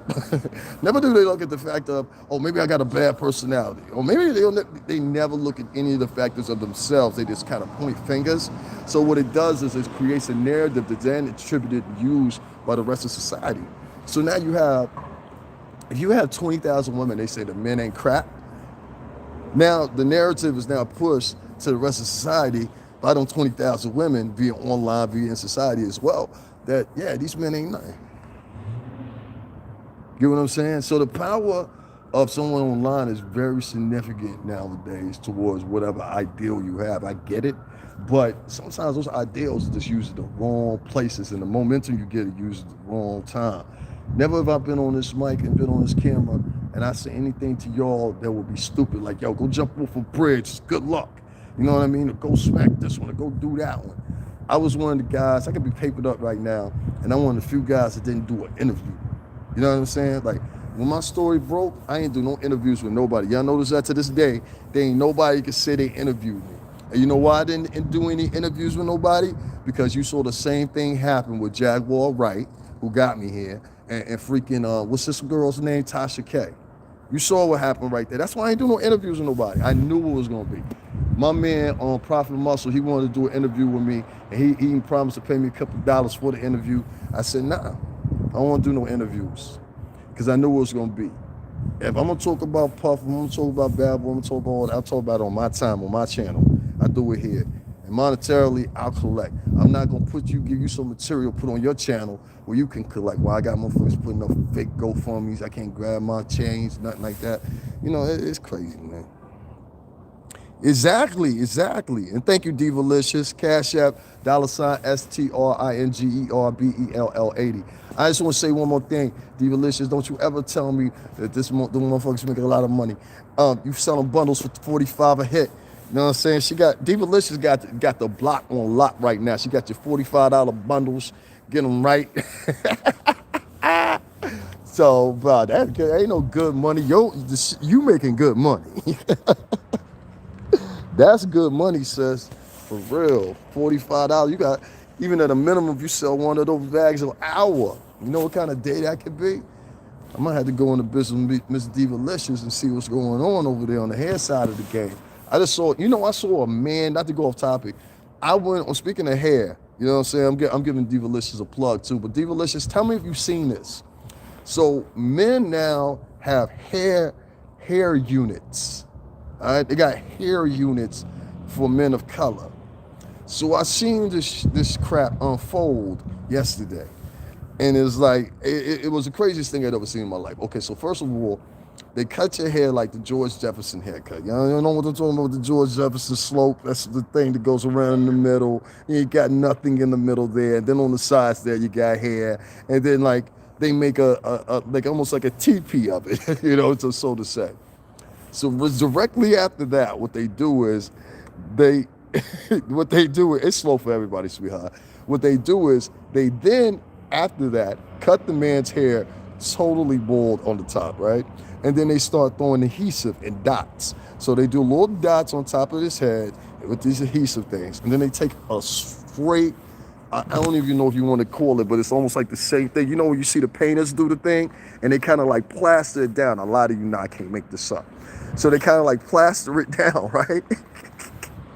So after they plaster it down, he starts taking these coils. You seen it? Okay, all right.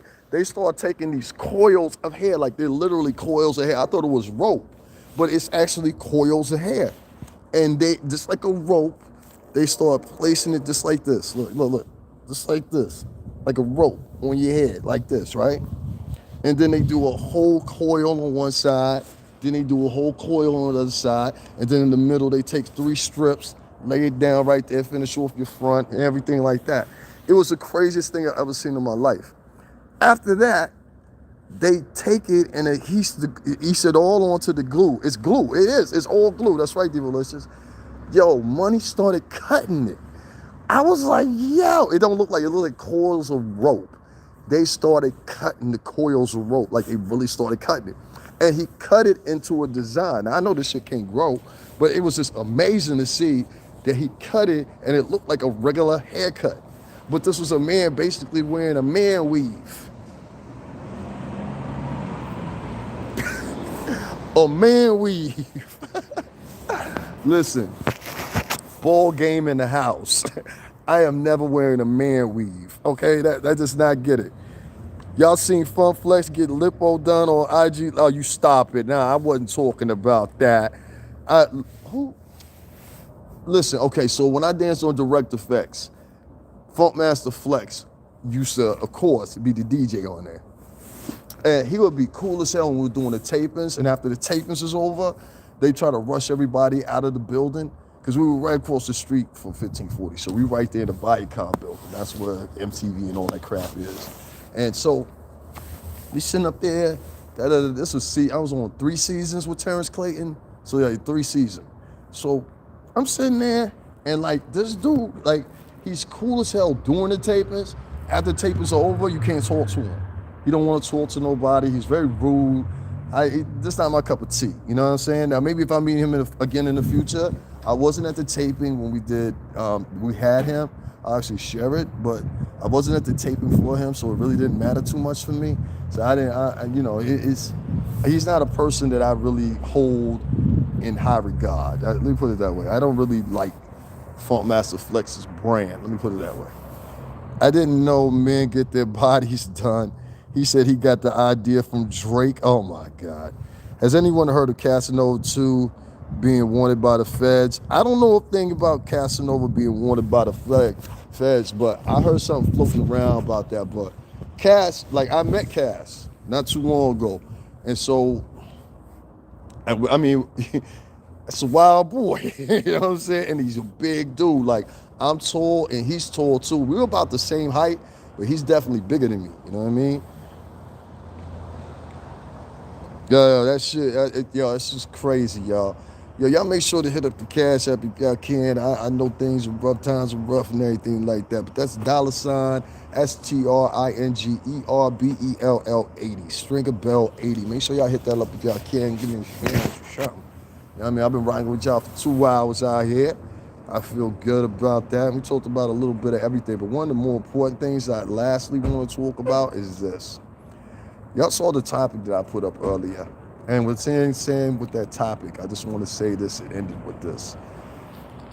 If you don't get the degree or get the definition of what I'm saying here and what I'm trying to define here and stick out to you guys is what I'm saying about that, how are you scared of so many others except your own when your own could get you the same demise? So now I know, girl. What did you say? Laughing my ass off. Now I know, girl. You talking about Full Master Flex again? Yeah, that's funny, man. I didn't know he did that. Why would you do that on IG Live though? That's the part I don't understand. Anybody know that? I don't know.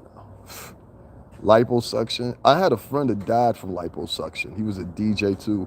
His name was Curdy Cut, and he died of liposuction. He died right on the table. And I think Kanye West's mother, I think she died of liposuction too, if I'm actually sure. That's crazy. Yeah. I don't know, man. I don't know. I guess if you're that big, you might need it, you know? So, I don't know. But DJ, Master Flex is not like a really fat dude like that. Like Big Cap. I know Big Cap. I ran Big Cap like 4 or 5 times before he passed RP to him. Big Cap was bigger than Funk Master Flex. Funk Master Flex is kind of stout, but he's not big. You know what I mean? Like, I know some dudes that were big. Like my man Curdy Cut, he was big. He was a big, big guy. And he went to go through liposuction. He died right there on the operating table. I remember when he was going to get it done. Real good dude, man. Real good dude. Good brother. DJ Curdy Cut from Rhode Island. Y'all look him up, he'll come up. DJ Curdy Cut. You know, I hadn't said that name in so long. RIP to him, man. But the real former Master Flex is ashamed of himself. He too old for all this surgery. There are all side effects to it. Yeah, that's what I'm saying. Former Master Flex gotta be like, he gotta be like 54, maybe 53-ish, which ain't old, but you too old to be doing some liposuction. But then again, everybody get that shit done in Miami. Like, you go down to Miami, South Beach, the guys down there getting their pecs done, this guy's down there getting their legs done, all kinds of stuff, man. People get pectoral implants. It's crazy in Miami, the stuff you see as far as plastic surgery. Plastic surgery is it's a plastic surgery maven, but like, that's more for the South Beach crew. It ain't really for the Aventura, North Miami. You know what I mean? Scene. That's definitely a South Beach thing. Definitely. All facts. All facts. But yeah, I'm not doing that. I'm not getting no pectoral implants. I don't even need them. I you know, I'm doing my little calcification. I'm good. My body good, but nah. How y'all feel though, man, about men to do that though? What y'all think about men to do that? Anybody, what y'all think about men that do? Like, I can understand it. Like, some men do it and they end up with excess skin. You know that? A lot of times, depending on how big you are, and then that's another surgery. And that surgery is like, kind of, I don't know. It's got to be painful because they're actually taking skin and they're removing it. You know, so the dermis of the skin is being cut. So you now have a scar. And on top of that, you have other scars from losing the weight. So I don't know. I don't know how well that would work. You know, it's kind of scary.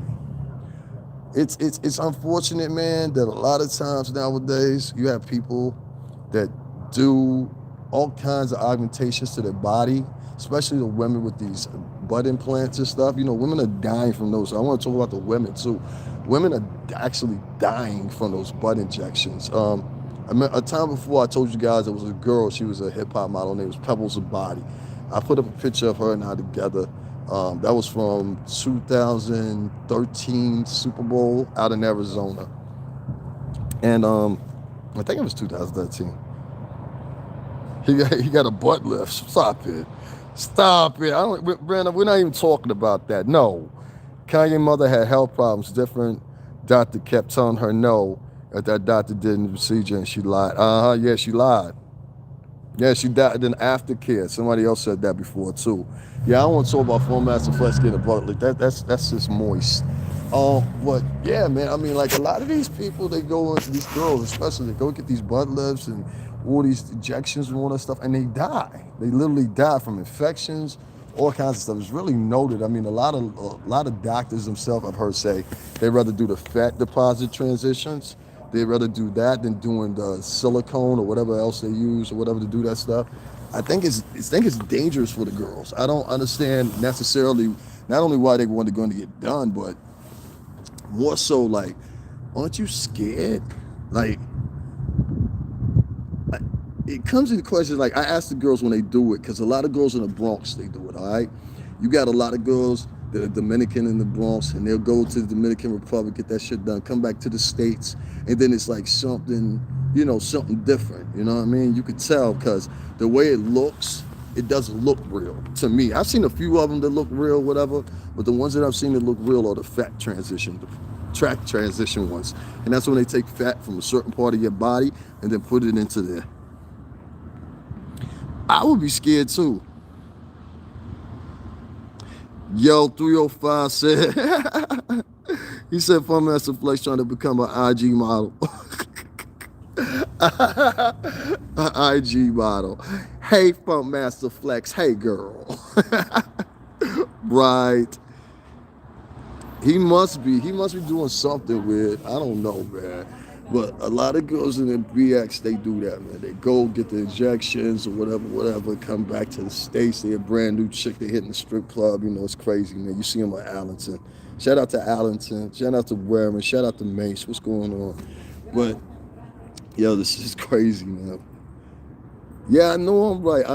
I've seen it. Like, listen, I could be riding the 2 train, right? And I'm going to see at least 2 girls that had their butt lifts or something. Trust me on this. Trust me, especially before I get to 149th, Intervale, somewhere around there. It's a wrap. It's done. It's done. I just think it's crazy that the girls do that. I mean, like, it's going to deteriorate, and you got to have some upkeep to it. But the liposuction thing for Full Master Flex, I can get that. But I'm just like, why do it now? You should have did that like 10 years ago when you were still in your 40s. That's when you do something like that. You don't wait till you like 50 plus. He gotta be like 54, 56, somewhere around there. He on this vampire phase now though. I don't know. All right, guys, let me give everybody a shout on here, and I'm gonna get a off of here. Try to get me something warm in me or whatever. Been out here for like 2 hours or whatever, but I want to make sure I came and talk to y'all today. Make sure y'all get y'all the business. So let me tell everybody what's going on.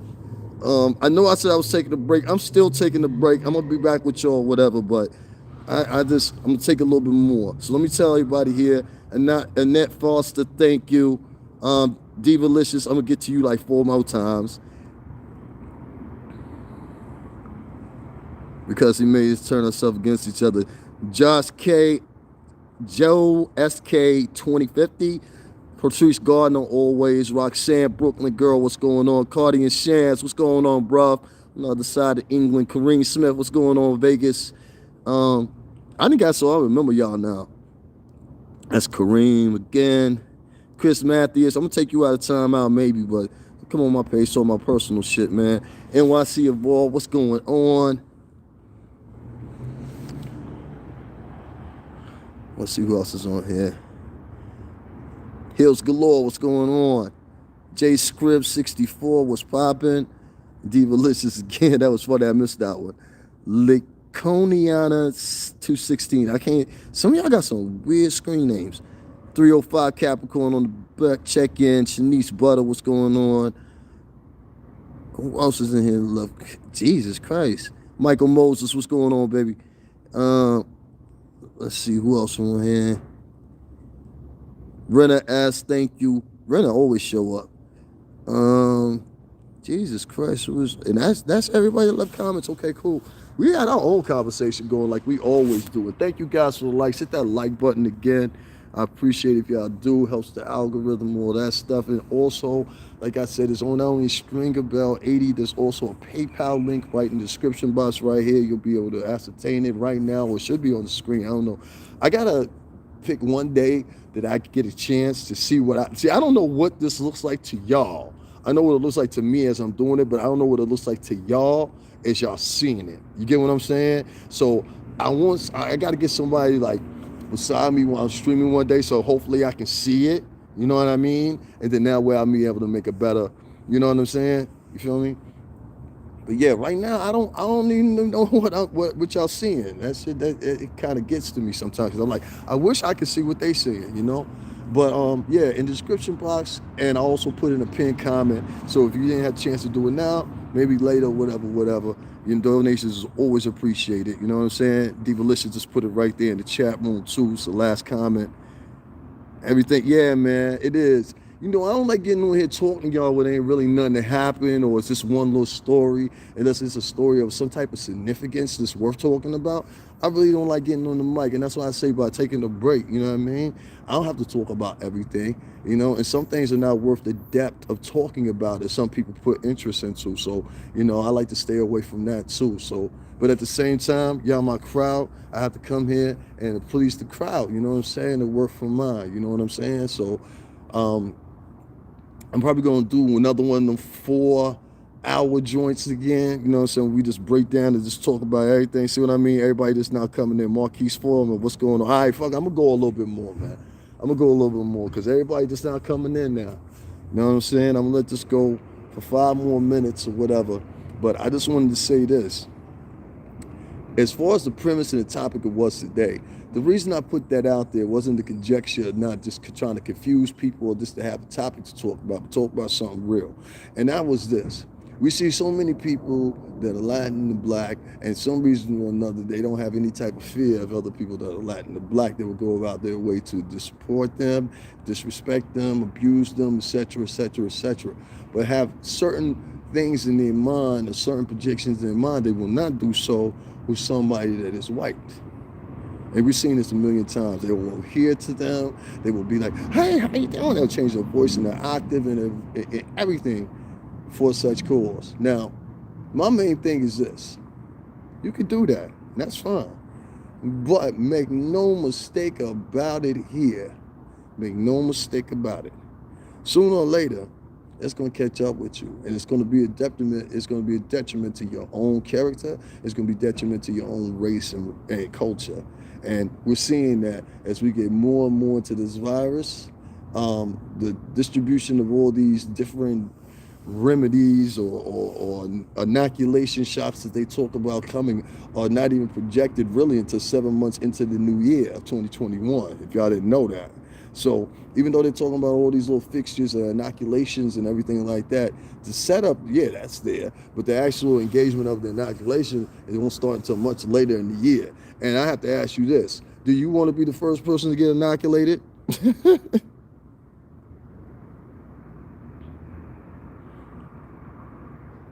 Let's play a quick game. Guess my name. It's in every other hip-hop song. I have no idea. Thank you, Renna S. I have no idea, man. We love to hear your voice anyway. Thank you, Divalicious. I appreciate that. I really do. But guys, I'm gonna get up on out of here. We're at the mark or whatever. But I just wanted to say that support your own, man. You got so many white kids out here, like here, I mean, specifically white kids. Let's put it that way. That support their own. And, you know, it's like you don't have to do huge. You just do what you do. And I'm going to stay on this mic. I'm going to put in the work and I own mine. You know what I'm saying? Earn mine. So it's $STRINGERBELL80. Links are in the description box. And I will see you guys a little bit later. When I find something to talk about, I will be back. You know what I mean? Keisha. Yo, I'm out. Salute y'all later. And thank you guys. Hit that push button. Here's a greasy day. Have a greasy day. I'm going to try to have a good day. I won't have a greasy one. I'm going to have a good one, 305. Shout out to Florida, man. You heard? I'll see y'all in a minute. Later.